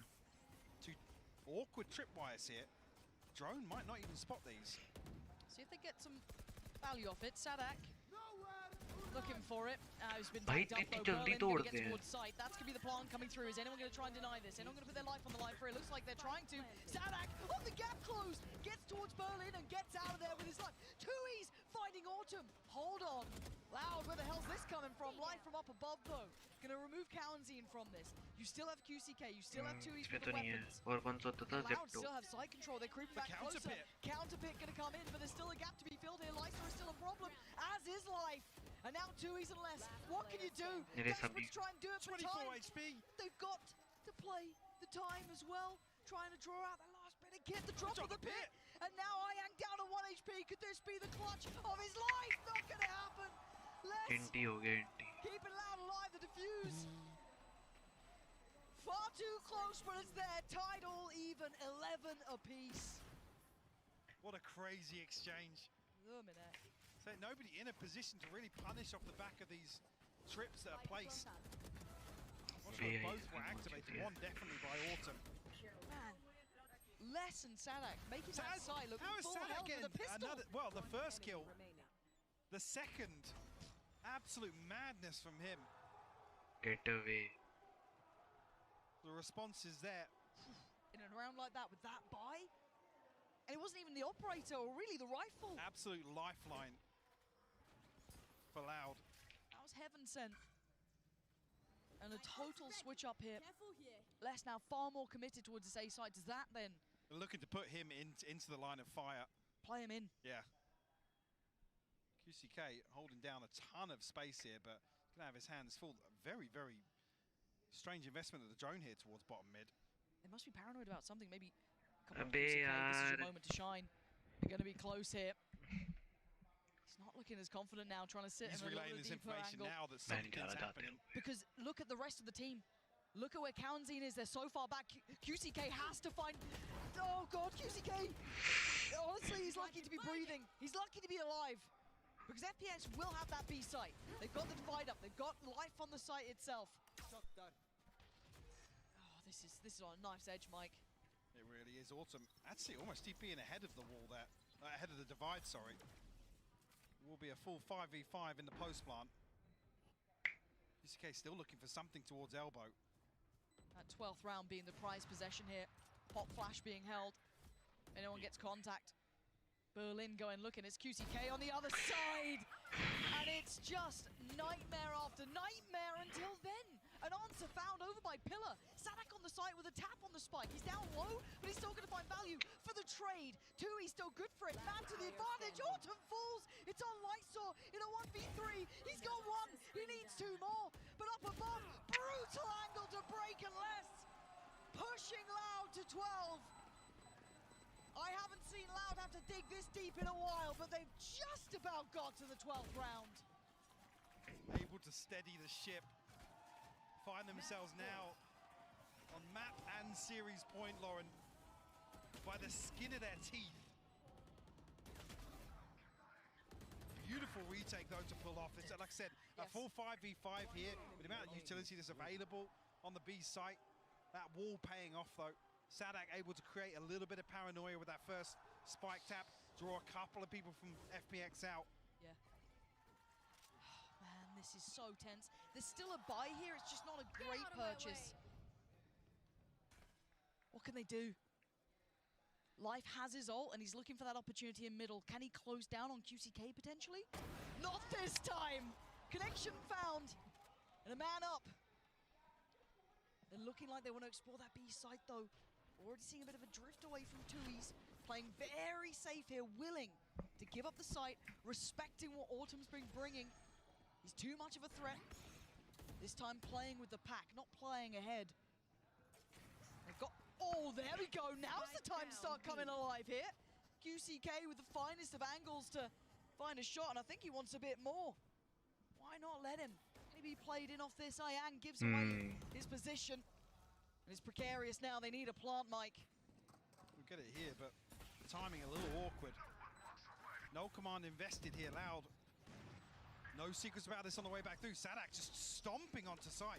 But a 1-for-1 trade, the number so favorable towards Loud. Oh my god. Closing in, it's all on Autumn.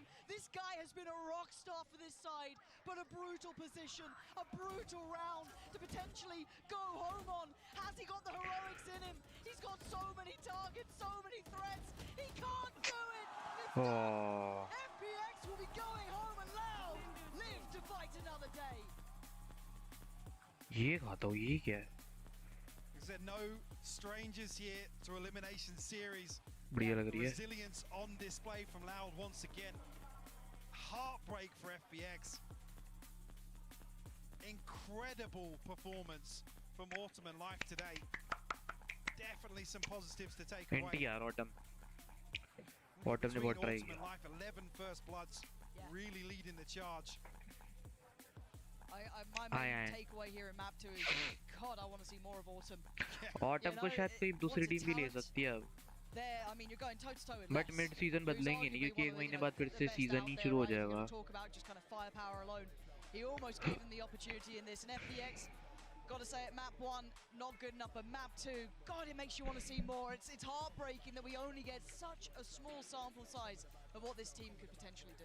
Absolutely, that elusive victory remains, but Loud will continue a little bit of a course correction from that opening series from Gen G, sure, but I gotta say it's still some concerns really here. QCK really struggling to get into that second map.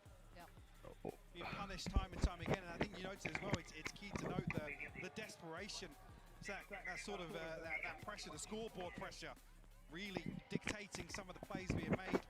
Obviously, we don't know what's being said internally. But definitely a concern for me, Lauren. No, and I'm with you in that, and I hope that's something. Again, if you're an IGL, a coach, though, you could look at that and you're going to instantly identify it. And now need to start identifying those issues if they want to make a deep run here. But they are still alive, they are still kicking, and we're heading back to the desk. Thanks, guys. Appreciate it. Great cast as always. And man, that was like, I totally agree with them. Autumn really was impressive. We say goodbye to FPX, unfortunately, but you know, they fought their heart out there. Loud moves on in this competition, showing why they are a force to be reckoned with here on the international stage. But Mimi, I was very impressed by what I saw, specifically, like Lauren said, from Autumn. Yeah, map number 1 was a struggle, but map 2 for this team, we saw a lot more. Both Life and Autumn as individuals, I think our names people will remember coming home from Madrid. And as well as that, I think they showed a lot more depth, really implementing that Euro comp very well, in my opinion. I think this is really indicative of the fact that the Chinese region, the new league, it just kicked off, but these teams are continuing to grow and expand and getting better and better each event they attend. Yeah, I mean, for Autumn, he was so involved in those early fights. My guy comes out of there with, what, 7 out of 9 opening duels going his way. Yeah. So important in so many of these clutch situations as well, buying the way back through. I've really enjoyed watching this guy play. Token keh rahe invalid We hai. don't get to watch too much more of him. It's a little bit sad, but that's ultimately how these tournaments work, how the stakes work here. But a lot to learn from for this squad now going home to apply to the regular season to try and bring into, because the next time we have a chance to see them internationally would be at home in Shanghai, getting to represent China there. So definitely a great opportunity to improve and try and re-qualify for that event. Yeah, that will be awesome to see if whether or not they can make it there. And I think indications definitely point in that direction, wouldn't you say, Mitch, with EDG and FPX being so strong? Yeah, I think so. Home field advantages as well. If we do end up getting there, you would be delighted to see this team be able to play with someone behind the back. All right, folks. Well, with that being said, we have Dryad who's standing by with Sadak for the Verizon post-match interview. Y que se escuchen los fans de Loud. Let me hear the Loud fans in the back as it is. There you go. Loud हो गया. तो क्या करें? Wait करेंगे, code करेंगे. और क्या करेंगे? कोड करते हैं तब तक. ब्लॉग पे जाएंगे, कनेक्ट करेंगे.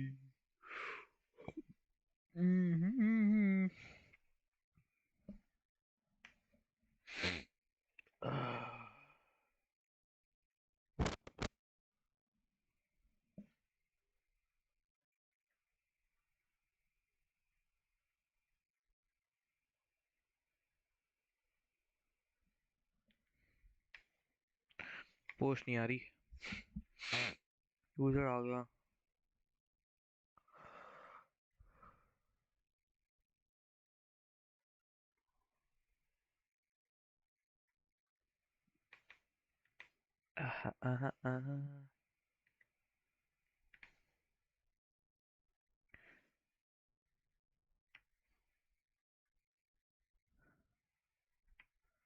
चलो दूसरा बनाता हूँ ना तब तक. लॉग गया. अच्छा यहाँ से उठाता हूँ.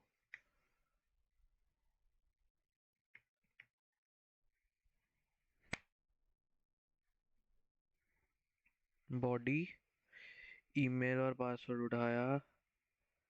एपीआई में गई, लॉगिन किया.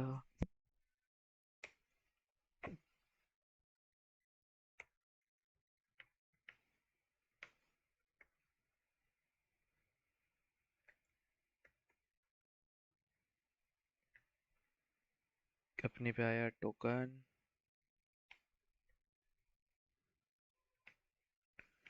हेडर में डाला टोकन. वापस गए बॉडी पे, दिया टाइटल हेलो, दिया content. This is something. Let's see. Invalid credentials. Login नहीं होगा ना. पोस्ट आ गया. हो गया.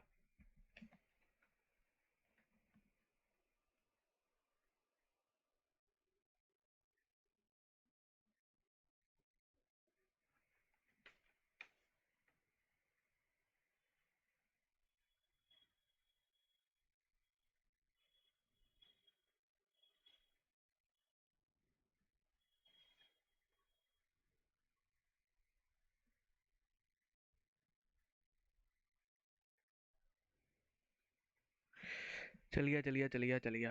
अभी की आ गई है डेट. डेट आ गई. अभी की क्रिएटेड भी आ गया. सब आ गया. ठीक है भाई, ठीक है, आ गया. अब ये हो गया. अब इसमें हम ट्राई करेंगे गेट. एक ही है और दे दे थोड़ी सी. 2-3 और पोस्ट बना लेते हैं. Title blog.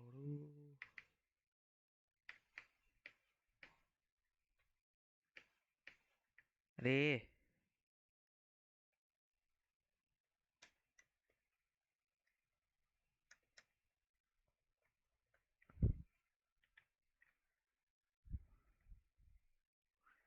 3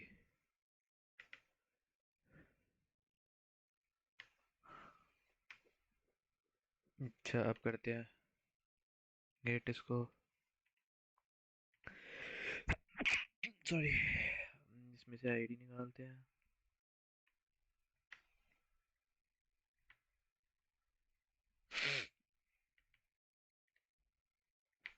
पुट करते हैं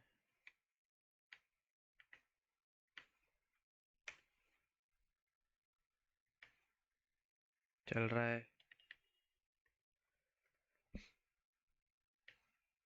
चल रहा है इसको अब डिलीट करते हैं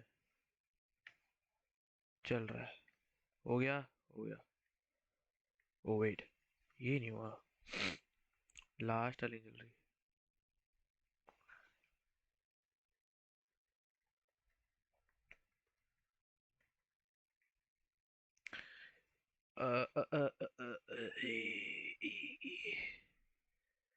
पोस्ट डिलीट नहीं हो रही क्योंकि आईडी पे नहीं जाएगी अच्छा ओ वेट अगर राउटर डॉट से लास्ट है ना पुट डिलीट आईडी सही आएगी उसकी पोस्ट नॉट फाउंड आना चाहिए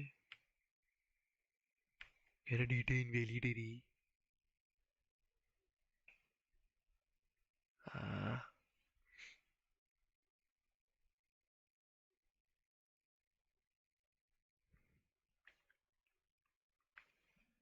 इसमें क्या भेजो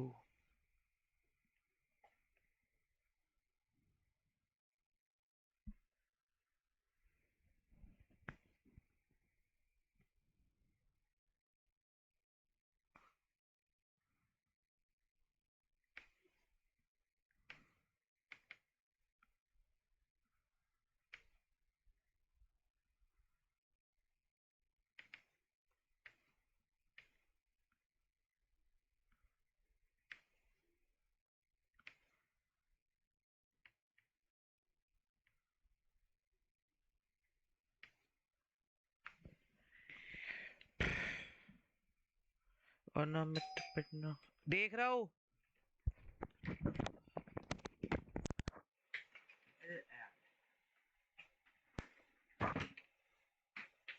देख रहा हूँ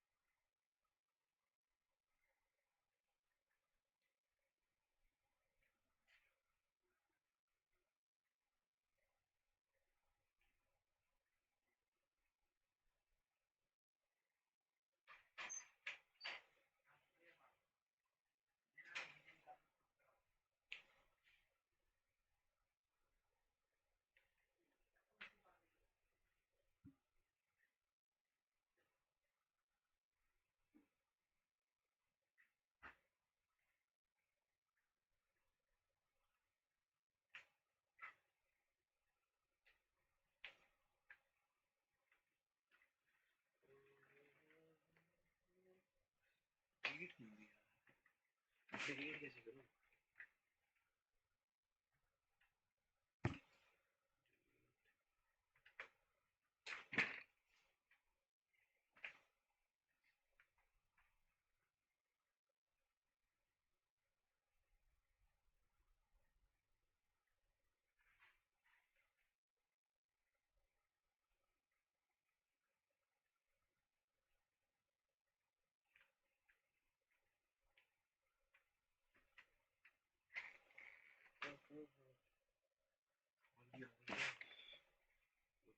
सारी चीजें एक साथ हो जाती है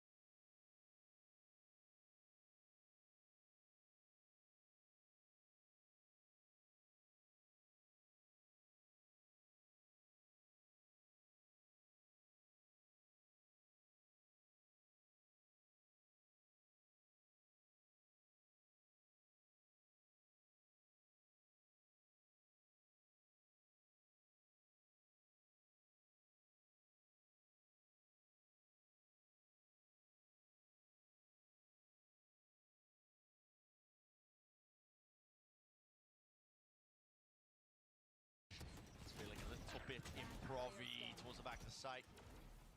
Traded. Dart gliding his way straight to Divine and points him directly to the target they were looking for. And look at the confidence on the Heretics players. They're not scared to try to take these fights, especially when they can group up together. Yeah. And I think that's such an important part of what's making Team Heretics flourish on the big stage. Remember that they played and qualified without dropping a map, but it was all with ping. They had to play online because Rians couldn't get there to play at kickoff in person. So this was their first time, for starters, playing on a stage this big, playing in front of a crowd like this, but also playing on the LAN servers and getting used to that. Does it seem to have made the slightest bit of difference? Nope. Not at all. No. Wouldn't expect it. There's a lot of talk about, you know, rookies and how they कोई perform बाहर when it होएगा. comes to the big stage like this. But to be honest, there is no clear-cut correlation. New players don't always crumble on the big stage. New players don't always dominate. But Heretics seems to have those kind of people that love to step up to the occasion. Oh, yeah. And this is yet another example of what I think is kind of the theme of Master Madrid, which is the old guard taking on the new upcoming talent. And PaperX here representing that old guard. The old gods can fall. Team Heretics took down Na'Vi to be able to get to this point. They qualified over Fnatic, who are not here. They know that these gods can bleed. Absolutely. Seen it firsthand for PaperX. It's been quite some time since they've really just kind of spiraled out of control at a tournament. I mean, Champs 2022 comes to mind. And PaperX are no strangers to it. It's not like they've had dominance throughout their entire existence as an org, but based on the tail end of 2023, there are some relatively high expectations, I think, leveled against them. Absolutely. But for the players, maybe not so much. You know, they've spoken. They said they were playing at a 6 out of 10 compared yeah, 6 to out of last 10 year. is what they were rating themselves. And just kind of going into Madrid, I think, expecting to just have a bit of fun, which is the PaperX way of things, a bit of style. Well, it seems like they're scrimming the BXX at the moment, Brett. That knife caught all 5 players. But they know exactly it's a refight. Manatech forwards. That flash is magnificent. The PaperX are the ones coming out on top. And the res, too. Skirmish, the res, yeah. Already a fast flank. As soon as the knife tagged onto 5, Boo, he's fast behind him. Will he get the punish? Wide round is traded. 1 for 1. Yeah. But that's not good enough. That just opens up the A side of the map. Can Riens read it? Can he cut somebody off? Because otherwise, this looks like a round all wrapped up already for PaperX. And this really begins because they expect PaperX to stop when they get 5-person knife. If you remove all of the abilities from your opponents, you expect them not to keep hitting the W button. And yet PaperX, nah. They don't care. Nah. They do not care. And that's why that flash timing doesn't quite work. Paddy's assuming that they'll have put a pause into their play here. Let's have a look at Riens and Benji, though, and see if they can recover this. A lot to do for them. Now, Mindfreak on the flank is actually a wild ways off. He's going to have to work his way up through mid here. There's one opener still. Something shuts that down to Benji. Last one left, and it's the trade. So, PaperX are the second one. And that round, maybe a bit of a preview of things to come if PaperX can find a little more success. Because I think one of the biggest ways that PaperX are going to find win conditions in this is going to be by disrupting the timings that Heretics want to take. It's all about the tempo. Heretics have played against a lot of teams that play quite standard Valorant, where you can find good timings to re-clear, you expect them to slow down. The set plays that Heretics go for need a little bit of time and space to set up, and PaperX, are they going to give them that? Unlikely most of the time. Well, Boo. TP close to tiles, he's holding a flash, but guess what? Mindfreak's already off cam contact. No, it's a smoke as well. He's holding the next layer of it. Mindfreak! Disgusting work, but Miniboo's still active, still kicking. Into the fight, back out of there, using the wall, not quite. Catch him on the heels. Another situation again, Brent, where the cam contact that you can see them pinging out right now doesn't anticipate somebody going for a wide swing. If that's just a shallow little jiggle to spot anybody in mid, the cam takes contact, paranoia can be used, and Team Heretics can crunch the mid players. But instead, they just swung out fully and took the fight. Purely W gaming. So these setups that Heretics are using, not really optimized for the pace and the aggression that PaperX are going to throw in. We'll see how they adapt over the course of this series. Spike planted. 2v3. Getting that info that everybody's playing towards main there with an Neural Theft. Wall broken. One less thing to really worry about here. Still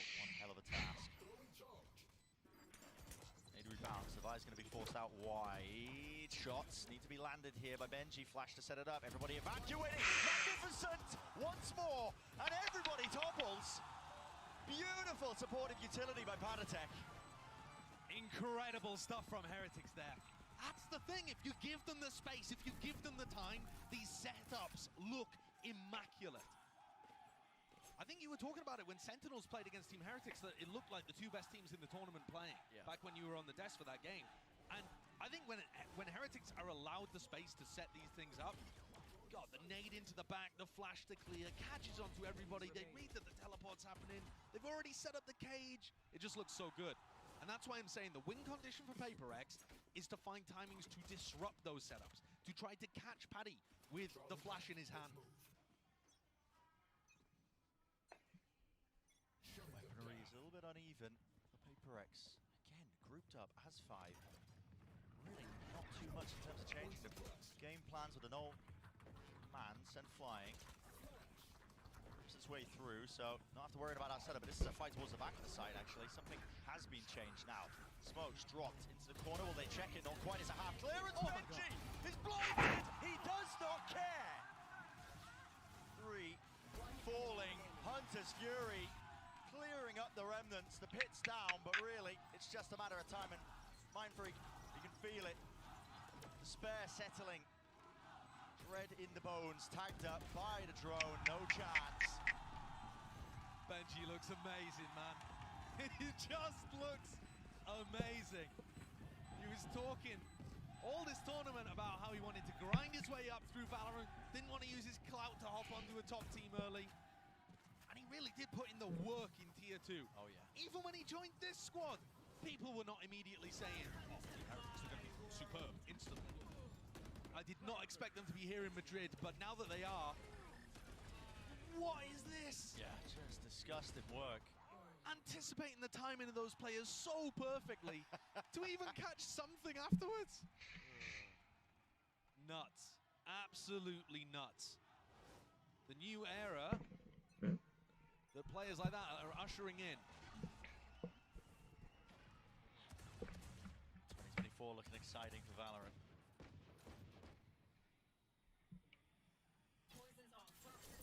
Danger in this round with Mindfreak. He's managed to work his way in, just walking past this. Does Boo expect it? Believe he must have called it. No, his head's gone. Oh my. Minibudo returns it with the stun, background aside, using the wall. Could feign like he's dipped out of the side, but still continues to play into this in a one-and-done angle. But there it is. Thrash in connection, detained it. Miniboo's there, so he needs to be protected. Patatek flashed up though. He has to back away into the smoke, and there's the kill. Secured. Follow-up. Sheriff is online. Monyet. Disgusting work. Nice. Everybody just being traded out. Benji got a 3K in the previous round, but it wasn't as difficult as all of this. He has no great information about where FPX are playing and has to break this wall, giving away exactly what angles he's going to be fighting on. FPX not leaving this one to chance. Doubled up, high-low setup, crouch, but they don't know where he might be coming from. Peeking for the info. I was a believer. That's unreal. I was a believer for a second, yeah. It's barely scraped through for FPX. The metal box ends up being the MVP there for FPX. Oh my God. As it took half of the bullet, headed straight for Devi.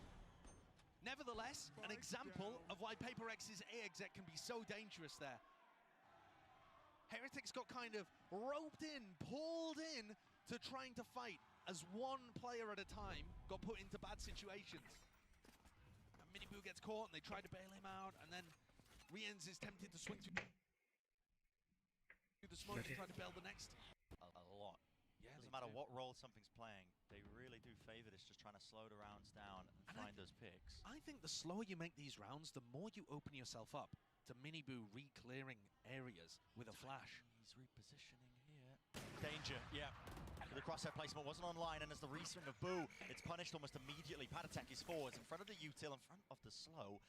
But there was a ping, there was a beep from the Dizzy, so they know that there's someone around. Yep, using a paranoia. That's just pure timing based on that. As soon as the flash comes through, pixel angle for Riens, not enough to clear the head off one of the bodies. Plant will go down without any problems. Spike planted. 2v4 doesn't look doable. some point might be starting to think about the call to save this now. Surely Rians will even be allowed to exit. He makes a good go of it. Gotta respect it. Yeah, the players are still looking sharp on Heretics. It's a good job that PaperX were able to swing so readily there to try to trade out. But it's the 2 picks they get at the start that really open things up. And that was a little unusual from Heretics. They did not read that the op was online here, I don't think. They went for a dry re-clear. No utility boost. Usually Heretics are the king of cooking up these on-the-fly set plays. And they're going to take a timeout here. The coaching staff clearly not quite happy with what they saw in that round, and I bet it's something to do with the way that Miniboo and Boo, the brothers, just kind of walked into those angles at the start of the round. Normally, I mean, listen, about something with this operator. I'm not a huge fan of it when I've been watching him play with it just prior. They really got punished hard, I think, in the EDG match where they just weren't showing presence. They weren't given the opportunity for pickoffs. And Heretics themselves could play more passively, trying to play for retakes. I'm not sure that that would be the best strategy, though. PaperX have been known to mix in some of those contacting plays, especially in the rounds where they have the op online. And that you can get into some really uncomfortable spots when that's happening. Forsaken ready to go with another null command. So that could end up being quite important here. We've seen PaperX leaning B very heavily at the start of this half. And now swapping over to mostly doing A executes. The option now of going pretty rapidly into B once more. That's what they did last time they had the ult. Despite all that prior conditioning, but I imagine speed probably not the name of the game. Something opping. Instead, set the sights towards mid. Flash play to set up early on so Miniboo can get onto that line of side angle. Sets himself up nicely. They do show presence. Yeah, and if something wanted to get set up with the operator over towards A, then that would make it a little more difficult for him. But instead, Device escorting something up mid. These players that were falling away from A could have fallen prone to it. Instead, here comes the B split. Hello. Benji's Util offline. Two different directions. So, all being used to clear out through market on top of the wall. It's anticipating Regions. Nasty business. A nasty shot. Mosh in through the back. Just the slightest of gaps. Something's head's gone clean off, rolling off the shoulders here, through the back of the site. Once more paranoia, but no, doesn't expect the deeper angle. Miniboo just playing so passively there, patiently, making sure he guards all the available openings. Munyet forwards now, he knows he has to take risks. There's a slight gap, he's seen the cross. But there's a lot more to do here, needs a bloody miracle. Holding, there's one. Gonna get any more, 6 bullets left. Smoke fading, paranoia just in time. They're chasing, down the fight. Mindfreak, he's there. Battle taken up close and personal. Headshots found, but still 11 HP. Munyet, he can't do it. They know he's low, and all it takes is a few stray bullets. A lot of danger in that round too, despite the fact that a couple were picked off over towards market. Great recovery though from Heretics. You could see the anticipation with the way the Divide pushed into market there. They were so ready for that swing on top of the Sage wall. Here it is from Rians again. As soon as the wall goes up, Crosshair gets adjusted. And this, the Mosh is thrown to try to set up the Mosh, paranoia, and try to put pressure and fight really aggressive for Boba and stop Team Heretics going for that retake style. And instead, it just exposes something's head for a fraction of a moment. And that's enough for Heretics to get an even larger player advantage. That operator now in hands of the defending Sova. Oh, okay. So if you haven't got enough of your initiator op from Something's attack side, have a look at this one from Rians. Still the contact play style. I mean, this creates openings. Rians is only just getting onto the line though. Nade into the corner. That's to remove some of those unbreakable trips. Only gets rid of one. Wall up once more. Rians doesn't get the pick. Eyes off the shot though. Man, fully revealed, spamming it through, stopping off the plan, and the damage done with the Hunter's Fury. Has to be an escape from Munyet. He will TP just to the side to narrowly avoid it. But this has thrown a lot of chaos into the mix. Lovely shock dart. And it all really relies on Mindfreak. He's in mid right now. Someone's going to be watching him though. Mosh pit into the corner. Does Benji survive? He's pushed out wide. Mindfreak and something. They both get it with the res online. Suddenly, this player advantage. It's flipped onto the other side of things. Heretics, we don't know which way to look towards right now because Mindfreak is deep within the spawn. They have to try and contain this one, plug the gaps before they set up these big retake, executes. Still 37 seconds. They've got the spike back, and they're running all the way over towards A. I mean, it is just pure mayhem in Madrid. That one is bizarre. We're watching the fight as it happens in mid, and two players in backside went for a swing on defense and both fell at the exact same time the res went up. Now, from our perspective, I can't tell whether the res baited the swing out, and that was a really nice coordinated play, or whether Team Heretics just ended up trying to face that, and it offered an opportunity for Devi to get the res. Maybe just facing with Benji getting pushed out by the mosh pit. Yeah. Having to protect him, you know, maybe just super possible. Stand the ground, see if they can survive by just taking the fight with more players. But it's left just Minibu reeling in this one, has to save. Yeah. Forced back with the rifle. I mean, a really, really odd round. Just those strange timings being thrown into it. And actually, Devi's Resurrect getting really large value the 2 times that it's been used. It's not often you say that about a Sage ult, actually. So, Heretics, the bonus for them is that they'll be given this round as like a little mini timeout. They can talk about what went wrong there, what they're looking to readjust for the final round. But PaperX have now crept up to 5. A reminder, this was the better half for them last time we saw it played.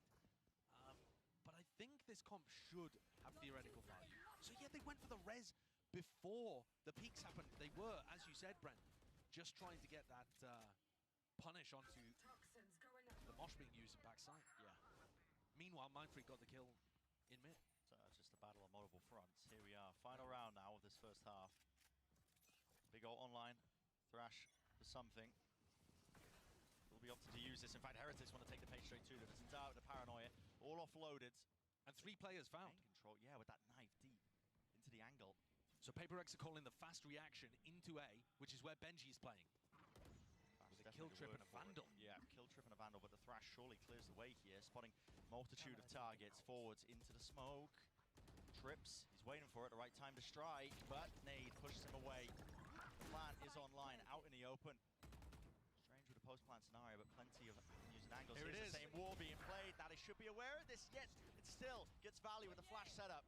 All online, and yet it's not cleared off this angle just yet. Still wants to play up top, still wants to combine it all with the aggression. Devi through the back of the site. It's PaperX, even it flawless for the final round here of our first half. Love that setup too. They've got Devi even pushing a link at the same time, so they set up the highest of high-low setups. One player in the skybox while the other swings. Awesome setup to draw things level at the half. As PaperX won 4 out of 5 of the last rounds. Absolutely treated here. The best map of both these teams, arguably. See them evenly matched. I mean, who knows what we got in store for the second half. Oh, they are loving it. They are loving it. Just here to have fun at the end of the day. Well, absolutely ridiculous so far. Still, on the floor, let's send it down to Mika. She's standing by with a special guest for an interview.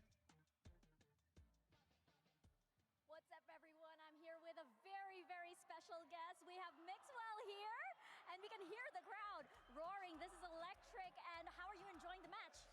The match so far is insane. I think that PaperX is playing really well. It's the best maps of both teams. So I think the best of 3 is kind of decided in this game, and both teams are playing at their best, so I'm enjoying it a lot. Yeah, well, on behalf of Pacific, Team Heretics is playing very, very well as well. You guys are making us sweat over in Asia. And speaking of which, EMEA and Pacific, we have very, very different styles, right? Which team would you rather play against? Something more structured or something more chaotic like PaperX? I think playing against PaperX for the first time is maybe more scary, but after you see them playing once, I think Team Heretics has a more complete style. So I think I would rather play against PaperX than Heretics. Yeah, I think the crowd agrees with you. And of course, Nilzinho is somebody that you have a very close relationship with. You know him for a while. What do you think he's thinking right now at this very moment? I think he's calming the players because it's important to start strong on the second half. He's someone that reminds you what he has prepared for you before the match. And he's probably just saying, guys, keep playing like you're playing really well.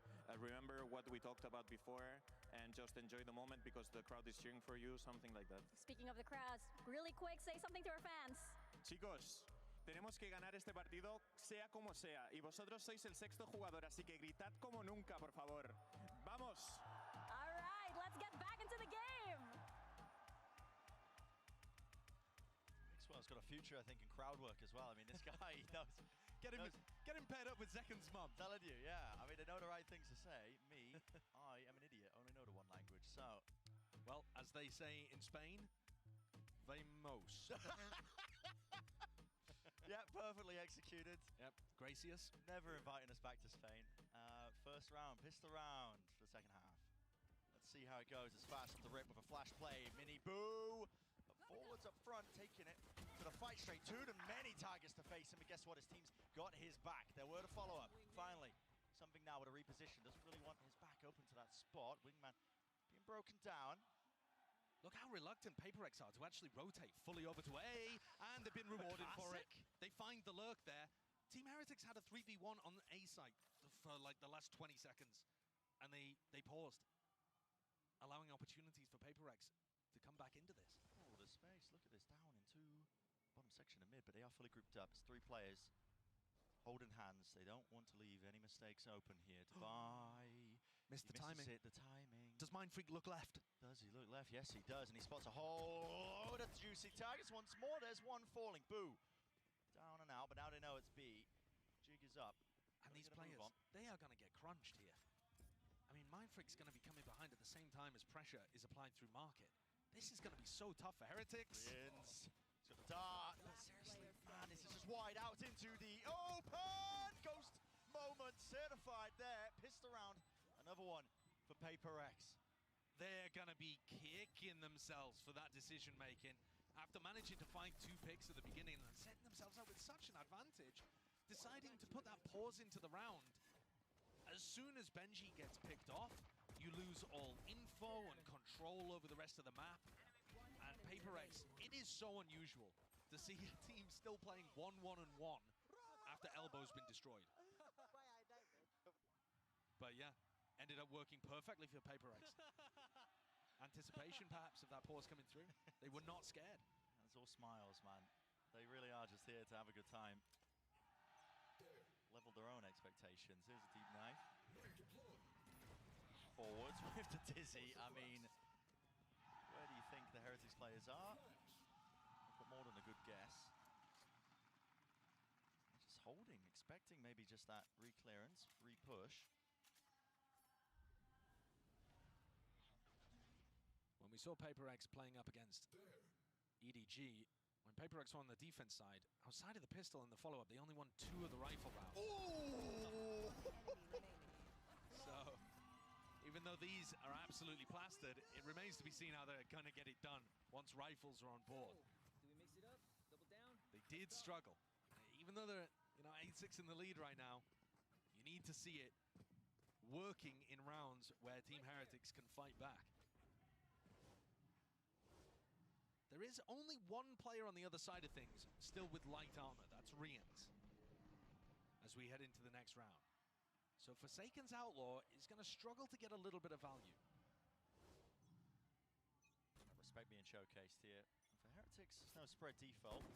Rapid take of B main control is what's called and ordered. The Bulldog, well, just all bark, no bite there. Loses out the duel. Mini boo, this guy. Outrageous. He's just ripping him to shreds. That's so strong. I mean, aim punched as well by the Bulldog in the first fight. Okay, well, weakened enough though that Forsaken does get value with the Outlaw. Tagged up by it, mosh pit forwards. Still haven't got the plan down, by the way. Really being pushed back. Finding it difficult to get that time, but finally it goes through the window with the dizzy up over the top and no connections. Now the paranoia and a flash underhanded to clear it forward. Positions, no way are they going to start winning this one out. Surely not. Heretics doubled up. Close to the wall, Rians side by side him and Benji Fishy, but a position of being squeezed. How are they managing that? They just win both the duels in that situation. PaperX have their pick of the timings. Monya and Something have done such an incredible job up until that point. Something managed to turn a double face into a 1v1, got the kill. Monya kills somebody B-main, but they can't close it out, even though they're coming from opposite sides, can pick their timings. Look at that kill through the aim punch. Utilizing the flash to force his opponent into the corner, and then the recon to be able to get the illumination on his opponent. Good response, right when they needed it. Something has picked up the operator. Onion's gone walkabout. Okay. Early kill onto Boo. Might throw things into bit of disarray. There's a deep smoke. This was placed down early. I mean, Heretics, they've cooked this one up. They were pinging it out just into the pre-round, but they've all got it contained. PaperX following through with it, and Mindfreak's there. They've just got to watch for. Top mid, Spike drop down. Rian's the last one left, and he's gone. In the blink of an eye, round finished. Team Heretics are going to go for that mid play quite a lot, where they smoke the right side of mid and apply some pressure. Sometimes it's going to be fake, sometimes it's real. And PaperX there threatened like they were just going to walk through the smoke. And that actually pulled the crosshair away quickly enough for Miniboo. The PaperX were able to find really easy timings, even if they hadn't taken down Boo at the beginning, like an absolute freebie. I think PaperX had a great protocol for what to do against that. And you can see the market pressure got dealt with instantly too. Just a wall in the face of the drone. And that is such a difference to the way that, for example, Sentinels would play this KO Gecko comp. Here's that same smoke again. Like I said, Heretics love this kind of setup.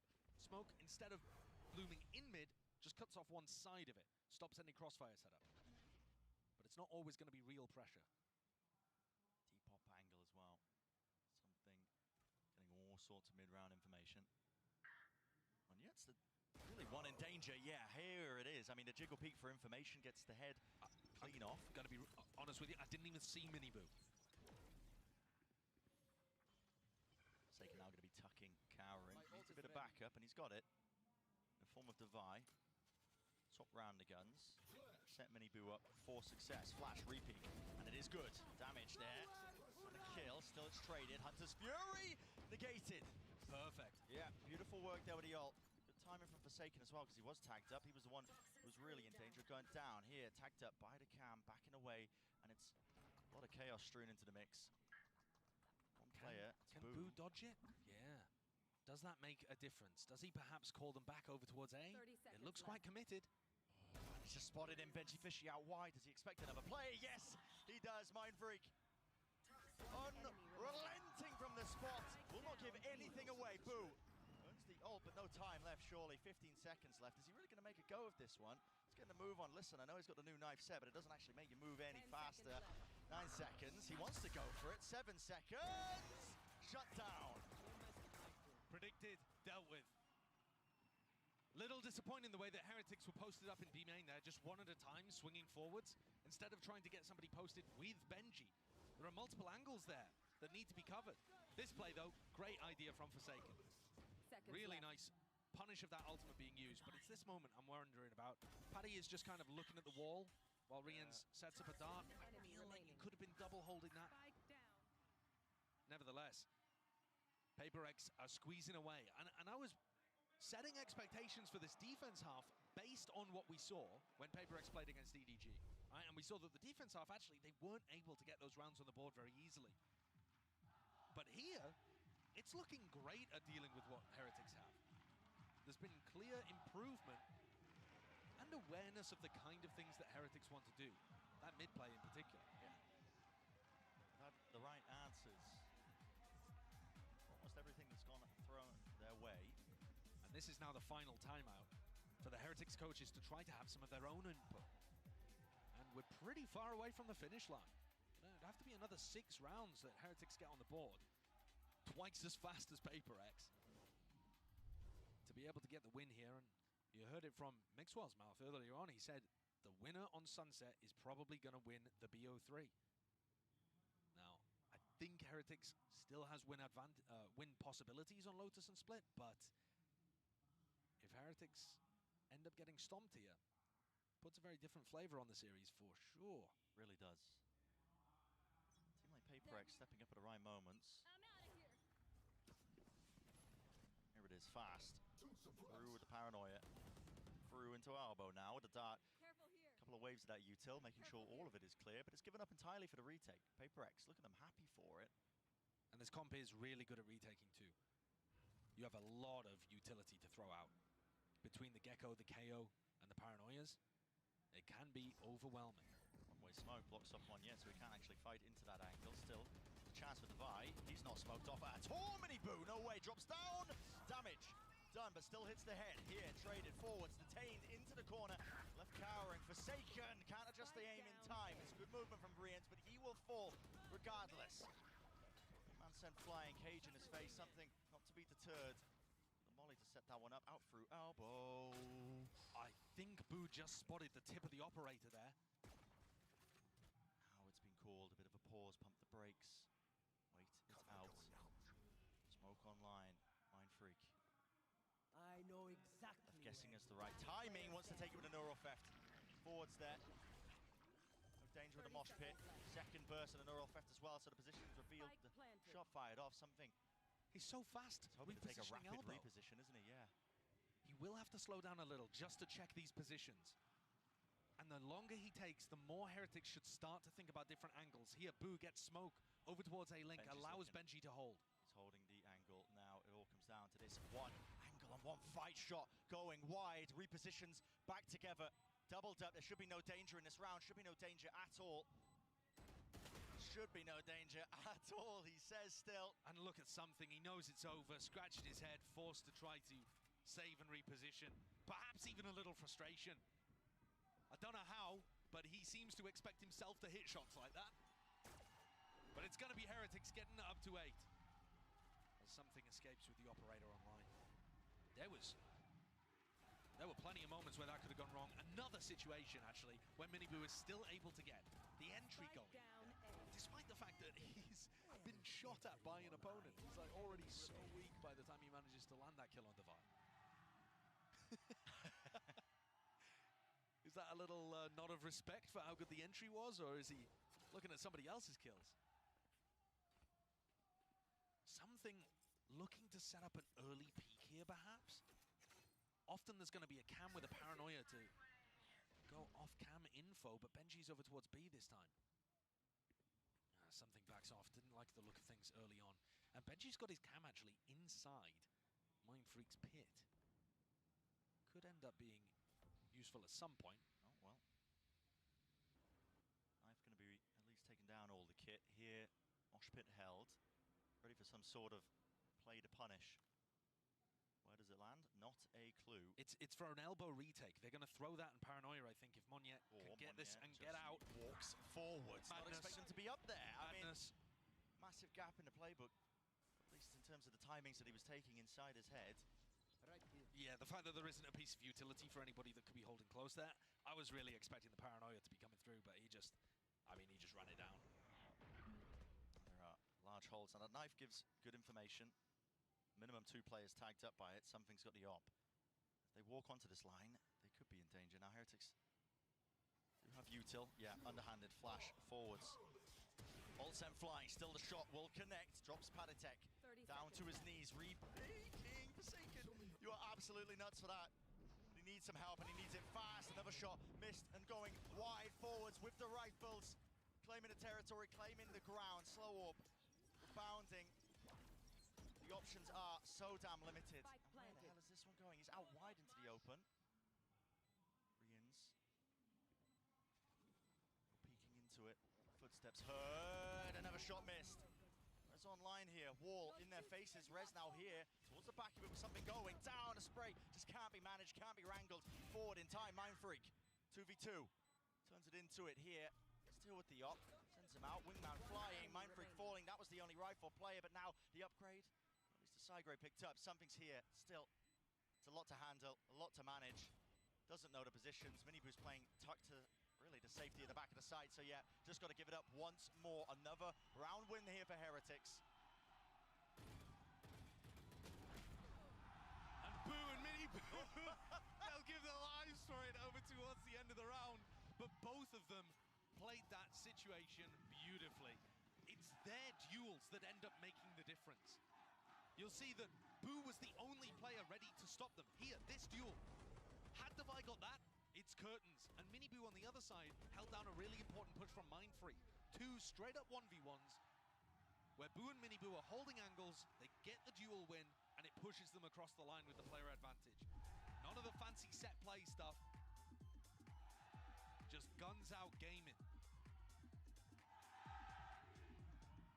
You know, maybe one day, Brad, we'll see Excura on this team as well, and we can have the Susano brothers playing up against the Boo brothers, you know? Maybe. And Scream and Navera come back. Yeah. And we have a tag team. Perfect world. I mean, as a Santo family, they run deep when it comes to playing video games. They do. I've seen the streams of his younger brother. There is an older Boo brother as well. Listen, just least get them all involved, man. Let's have a family reunion on the big stage. Yeah, get Golden Boy to cast it like it's WWE. He would love that. Oh my God. Absolutely, he's looking at me, he's nodding. He would love that. Is that the Susano Brothers music? I mean, it would go crazy. But what a game we've got here. Both of these teams wrestling with each other, trying to figure out the ways to be able to get past different setups.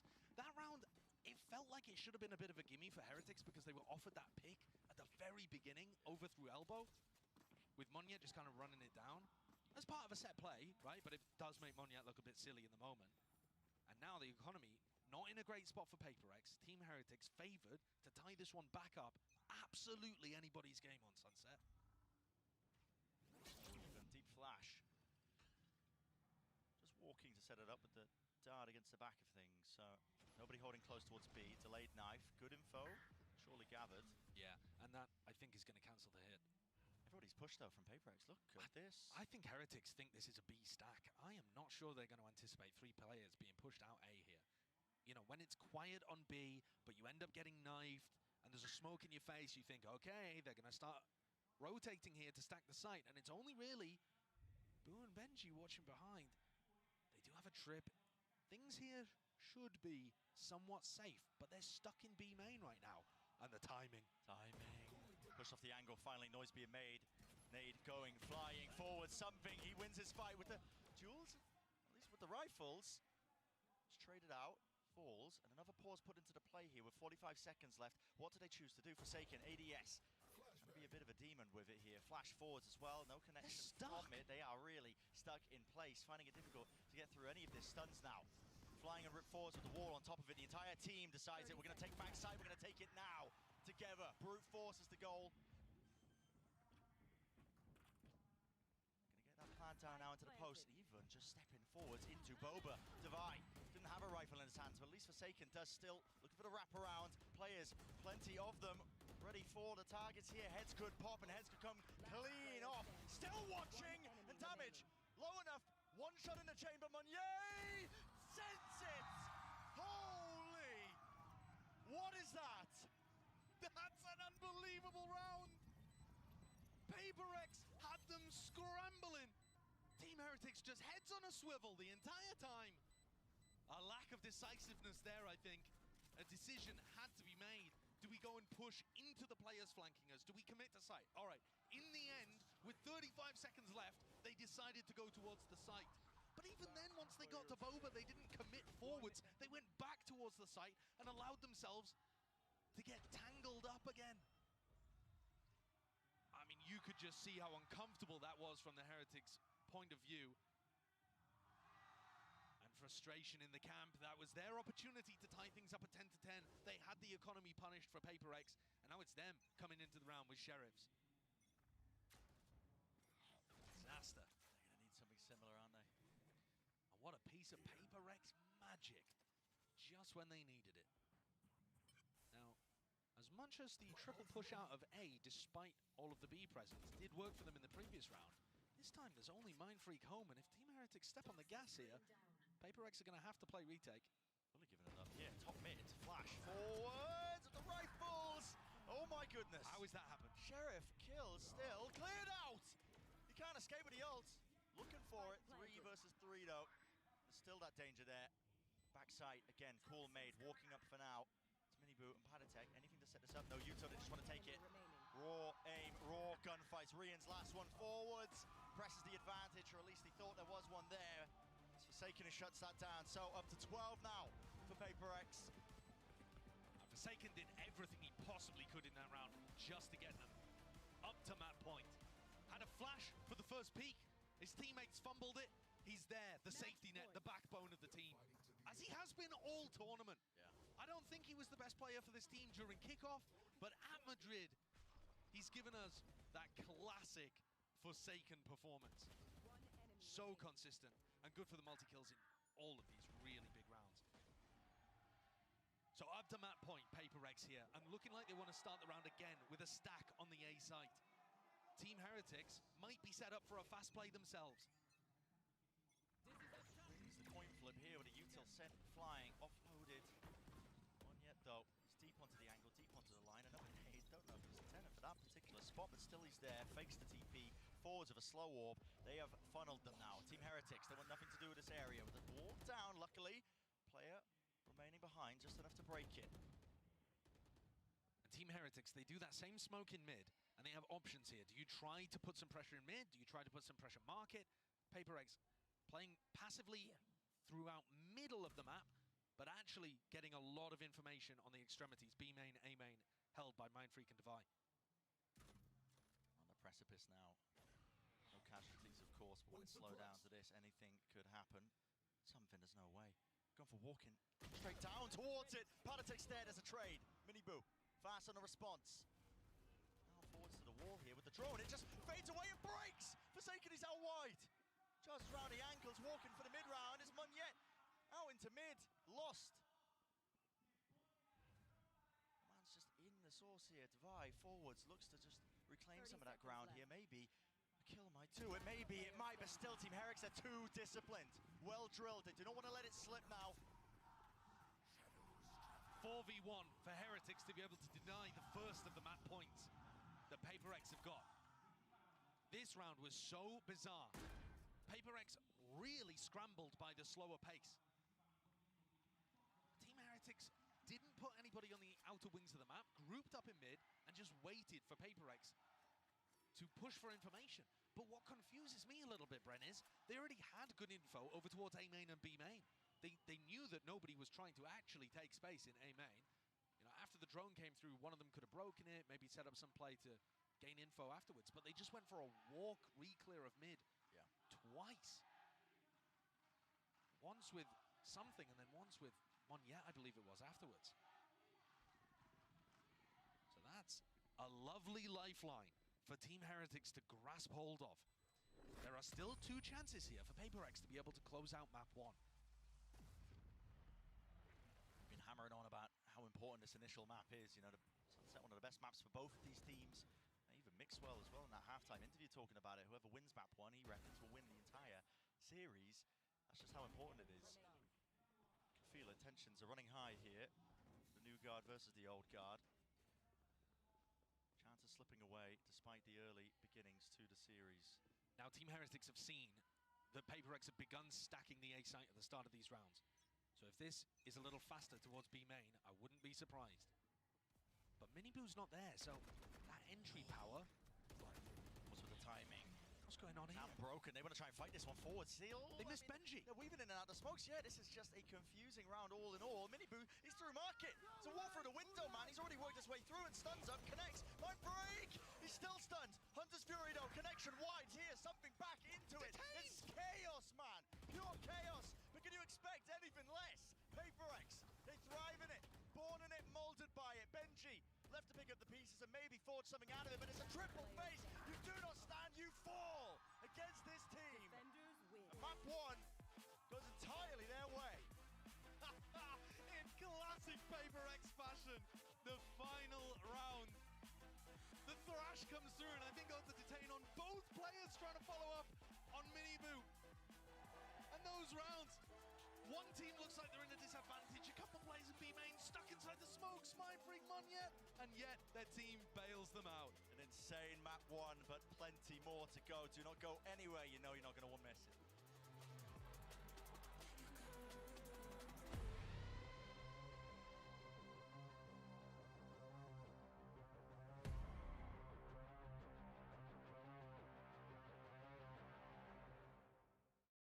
Excuse me, would you mind taking a picture of us? Oh, no problem. Thanks. Yes, problem.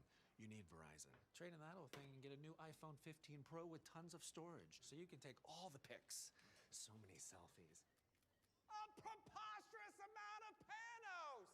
That means panoramic. And as many portraits of me as your heart desires. How about none? None, yeah, none feels right. Trade in any iPhone in any condition and get iPhone 15 Pro and iPad and Apple Watch SE all on us. Only on Verizon.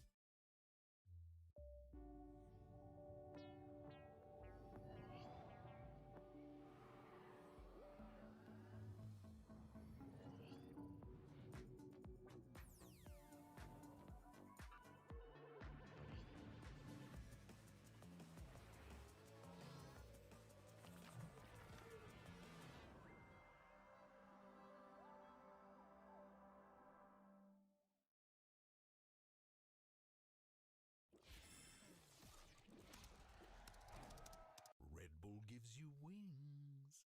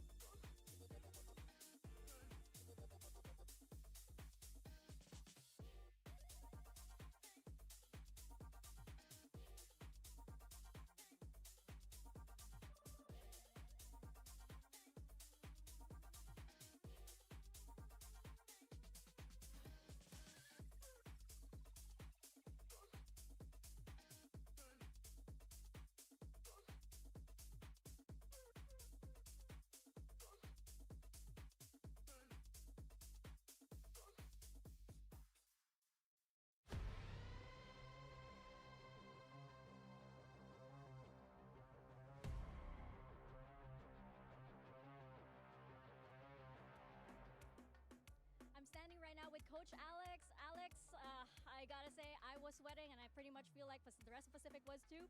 At what point do you feel like the tide was turning in your favor at that map?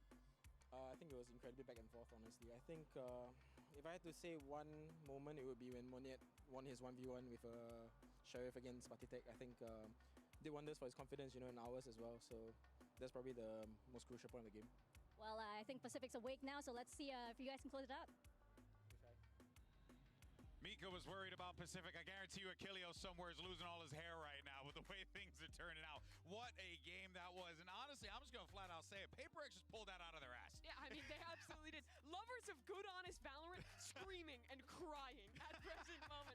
Because honestly, Team Heretic should have won this map, but they lost a few critical ecos. They couldn't come through on their pistols, and PaperX pull off the most PaperRexy win possible, relying so much on individual plays, on magic, but they make it happen. Well, this is it. They've always been able to, but without Jing, who knew if we'd see the same explosive style out of them. Here, though, a back and forth battle, as you heard from Alex, doesn't feel like it was anyone's game right off rip. It was down to the wire, but in the end, I think the better team won from what we saw. I loved Something's use of Gecko. I mean, I think everybody should be playing. Did you love Something's use of? Yeah, everybody should be playing Gecko the way Something No. does. He was barely using his Dizzy. He was ARPing the majority of the round. He was barely using his utility. He's just shooting them. It's like he could be playing any agent. They're not even doing the KO Gecko combos most rounds. I'm the lover of honest He's going to use the op on. All right. chamber. Enough of this. Sage, they have a Sage in their comp. Cállate, Mimi. Let's go to the Verizon high-speed moment of the match. Love that. It's gonna be mind-free. My mind is free. Yeah. Yes, it is. But listen here, man. The magician pulled one from the hat again here, man. This guy, I will never. This guy keeps on impressing. I mean, I've always been a big fan of Mind Freak, so it's good to see him really just continuing to flourish here. But I still cannot believe PaperX pulled off this win. Like, it was looking tragic, Mitch, at certain points in time. PaperX made the right decision. This is a roster that for the longest time had this rule that they don't make more than one roster change at a time. And I heard talking behind the scenes a little bit, hopefully not leaking too much, that Mind Freak was always on the chopping block with the one other player. Every time they made a decision, it was do we drop this player or Mind Freak? And every single time, Mind Freak survived. And now he's grown into this player that's recognized as one of the best in the world. And we said it was a close game all the way. Well, he certainly pulled it through in a couple of those rounds, like the high-speed moment. It's infectious. We got there. You know, everyone's got a frog in their throat apparently today. But for now, though, let's actually hear what Nilzinho had to say as we get ready for map number 2. Mika standing by. Hey guys, I'm standing right now with Nilzinho from Team Heretics. Nilzinho, give us a preview. What did you tell the boys in order to get their mental back into that game, especially after that map 1, and get them ready for Lotus? Yeah, so for me, it's been our map. So fast. Are you ready? I think the boys are feeling pretty crisp individually. You've seen it from some of the shots that we're hitting. The reason we lost that was our fundamentals just went out the window, and you do that again against a team like PaperX, they're going to pick you apart. So it was a very harsh reminder to get our fundamentals back and listen to Boo, because he kind of lost control there because everyone's doing their own thing. They're running around taking aim fights, and our macro just completely, it was abandoned. So that's why we lost the attack, and we're going to change that for Lotus. So. Well, the crowd's on your side, so let's see if Team Heretics can make a comeback. I think Neil's on the money there. For most of that map, it seemed like Team Heretics had control. Their retakes in the first half were looking clean. They were playing the structured Valorant that we always expect from them. But PaperX everywhere that they wanted him to be. Absolutely. But like Josh was mentioning on the cast, once you give this PaperX team space, or once you give them opportunities, they will push all the way through. They will shut you down. They make it so much harder to go for that set, honest Valorant that Team Heretics have really perfected through this season thus far. And that puts them in a brutal position now, GB, heading into Lotus, a map away from elimination for this team who we were just talking about is one of the best in the tournament with that close loss to Sen. Which is honestly mind-blowing to think about. W Gaming truly living and breathing here in that first map. But the thing is, though, is that you got to put that first map aside, Mitch. Now you got to focus on map 2, Lotus, and we'll see what we end up getting as far as the agents are concerned here. Don't really expect too much shenanigans, but I think ultimately this is really just a Heretics team that now is going to be feeling the heat on that stage. Absolutely, and we mentioned Mind Freak a lot. His Viper is good, his Omen is even better, and we expect him to be switching over to that here on Lotus, having already fired off on all cylinders. I think he's about to add another one. This could be dangerous for Heretics, because I've seen the side of PaperX snowball before, and I'm starting to feel it this time. Yeah, and it was a close game that Heretics lost on this map against Sentinels. I think their biggest issues on their defense was that Sentinels was fighting forward into smokes, getting ahead of their retakes and really punishing them. But it has been a stronghold map for this squad for quite a while. Looking at the agent select now, thankfully, something playing Jet. I don't like a double duelist comp. I was going to ask you about PaperX. I was going to ask you about the double duelist. What do you make of that, Mitch? I certainly prefer the Jet over Arena, which is what he's been running before. Although, considering that it is something, again, he's one of those players that could make the argument for it. But I think this composition, it can allow them to go back to that dive that they're so goddamn good at. The pressure is going to be applied to Heretics from the second those barriers go up. You're sacrificing the Viper. So on your attacking side, you tend to be a lot more telegraphed on these hits, and you're sacrificing that second initiator, which means re-clearing is hard. Heretics, a chance to stay alive here in map number 2. All I know is this joint's going to be insane, and I just want to jump back into it. Let's see if we get a map 3. Brand Sideshow, you take it away from me. Exciting one here for Lotus, isn't it? My goodness, a lot on the line in this elimination game. Heretics, but their backs against the wall. Listen, the crowd might be behind them, but listen, all the sport in the world sometimes can withstand against the W key, which PaperX they know perfectly well at the back of their hands. So when we saw Heretics play against Sentinels, Neil talked to them. After map 1, map 2, they came out destroyed. Have Heretics tightened up those fundamental plays? Felt like was missing here. One-way smoke boot. Just tucks himself behind. Got plenty of backup right behind him now, but FPX, I don't like the They sight do not of like it. As soon as that one-way was put down, they're like, nah, we are not going round. A very greedy turret there, being placed by Benji, letting them know if anybody's over towards A at all. And they don't care about a util either, disrespecting it. Alarm bot triggered. I mean, listen, not even worried about protocols for clearing through tree. They're only just doing it now. Yeah, and I'm a little bit... Oh, here we go. They're going for an aggressive post plant as well. Trip broken immediately, one way up through. So Nate to set this up as soon as the first wave is going to be sent flying from Heretics. Heretics played every single defense round on Sunset as a retake. They're all going stairs. And doing the same again here. They're all going stairs. I don't think FPX are ready for this one at all. Look at this. They have to try and fight them forwards. The dash by something. Damage done. Look at that. No kills collected. It's all being filled up in the feed. A full of green. And greedy maybe perhaps is what you would describe it for FPX. Trying to play that one. Just misreading what kind of timing it could take. That is a great retake setup, though, from Heretics. Most of the top teams that we see play do put the pressure over towards Heaven. You think back to how Sentinels play the post-plant setups as well. Same one-way, a duelist in position up towards there, somebody playing pit. And usually there's going to be a pretty heavy denial in that area. And Riaz just wanders in. Yep. I mean, he has such a free passageway to the site based on the utility that they throw from tree. And yeah, Alex, head in hands there at the gap that's developed. And remember, last time we saw FPX invest into this kind of round. They went for some kind of force after losing the follow-up, but deciding not to go for a force buy here. Whoa, chances there. Yeah, very risky timing to go for, actually. You got to be worried on timings like that. All up, all down. Marshall in the hands of something. Point pistol round, though, for Heretics to have won. Didn't end up winning any of them in that prior lap. It's part of the reason why FPX were able to take it. You know, they were losing in some of the other metrics. Cover going out. Okay, hell of a kill. Yeah, that's just a peek from Paddytech, punished.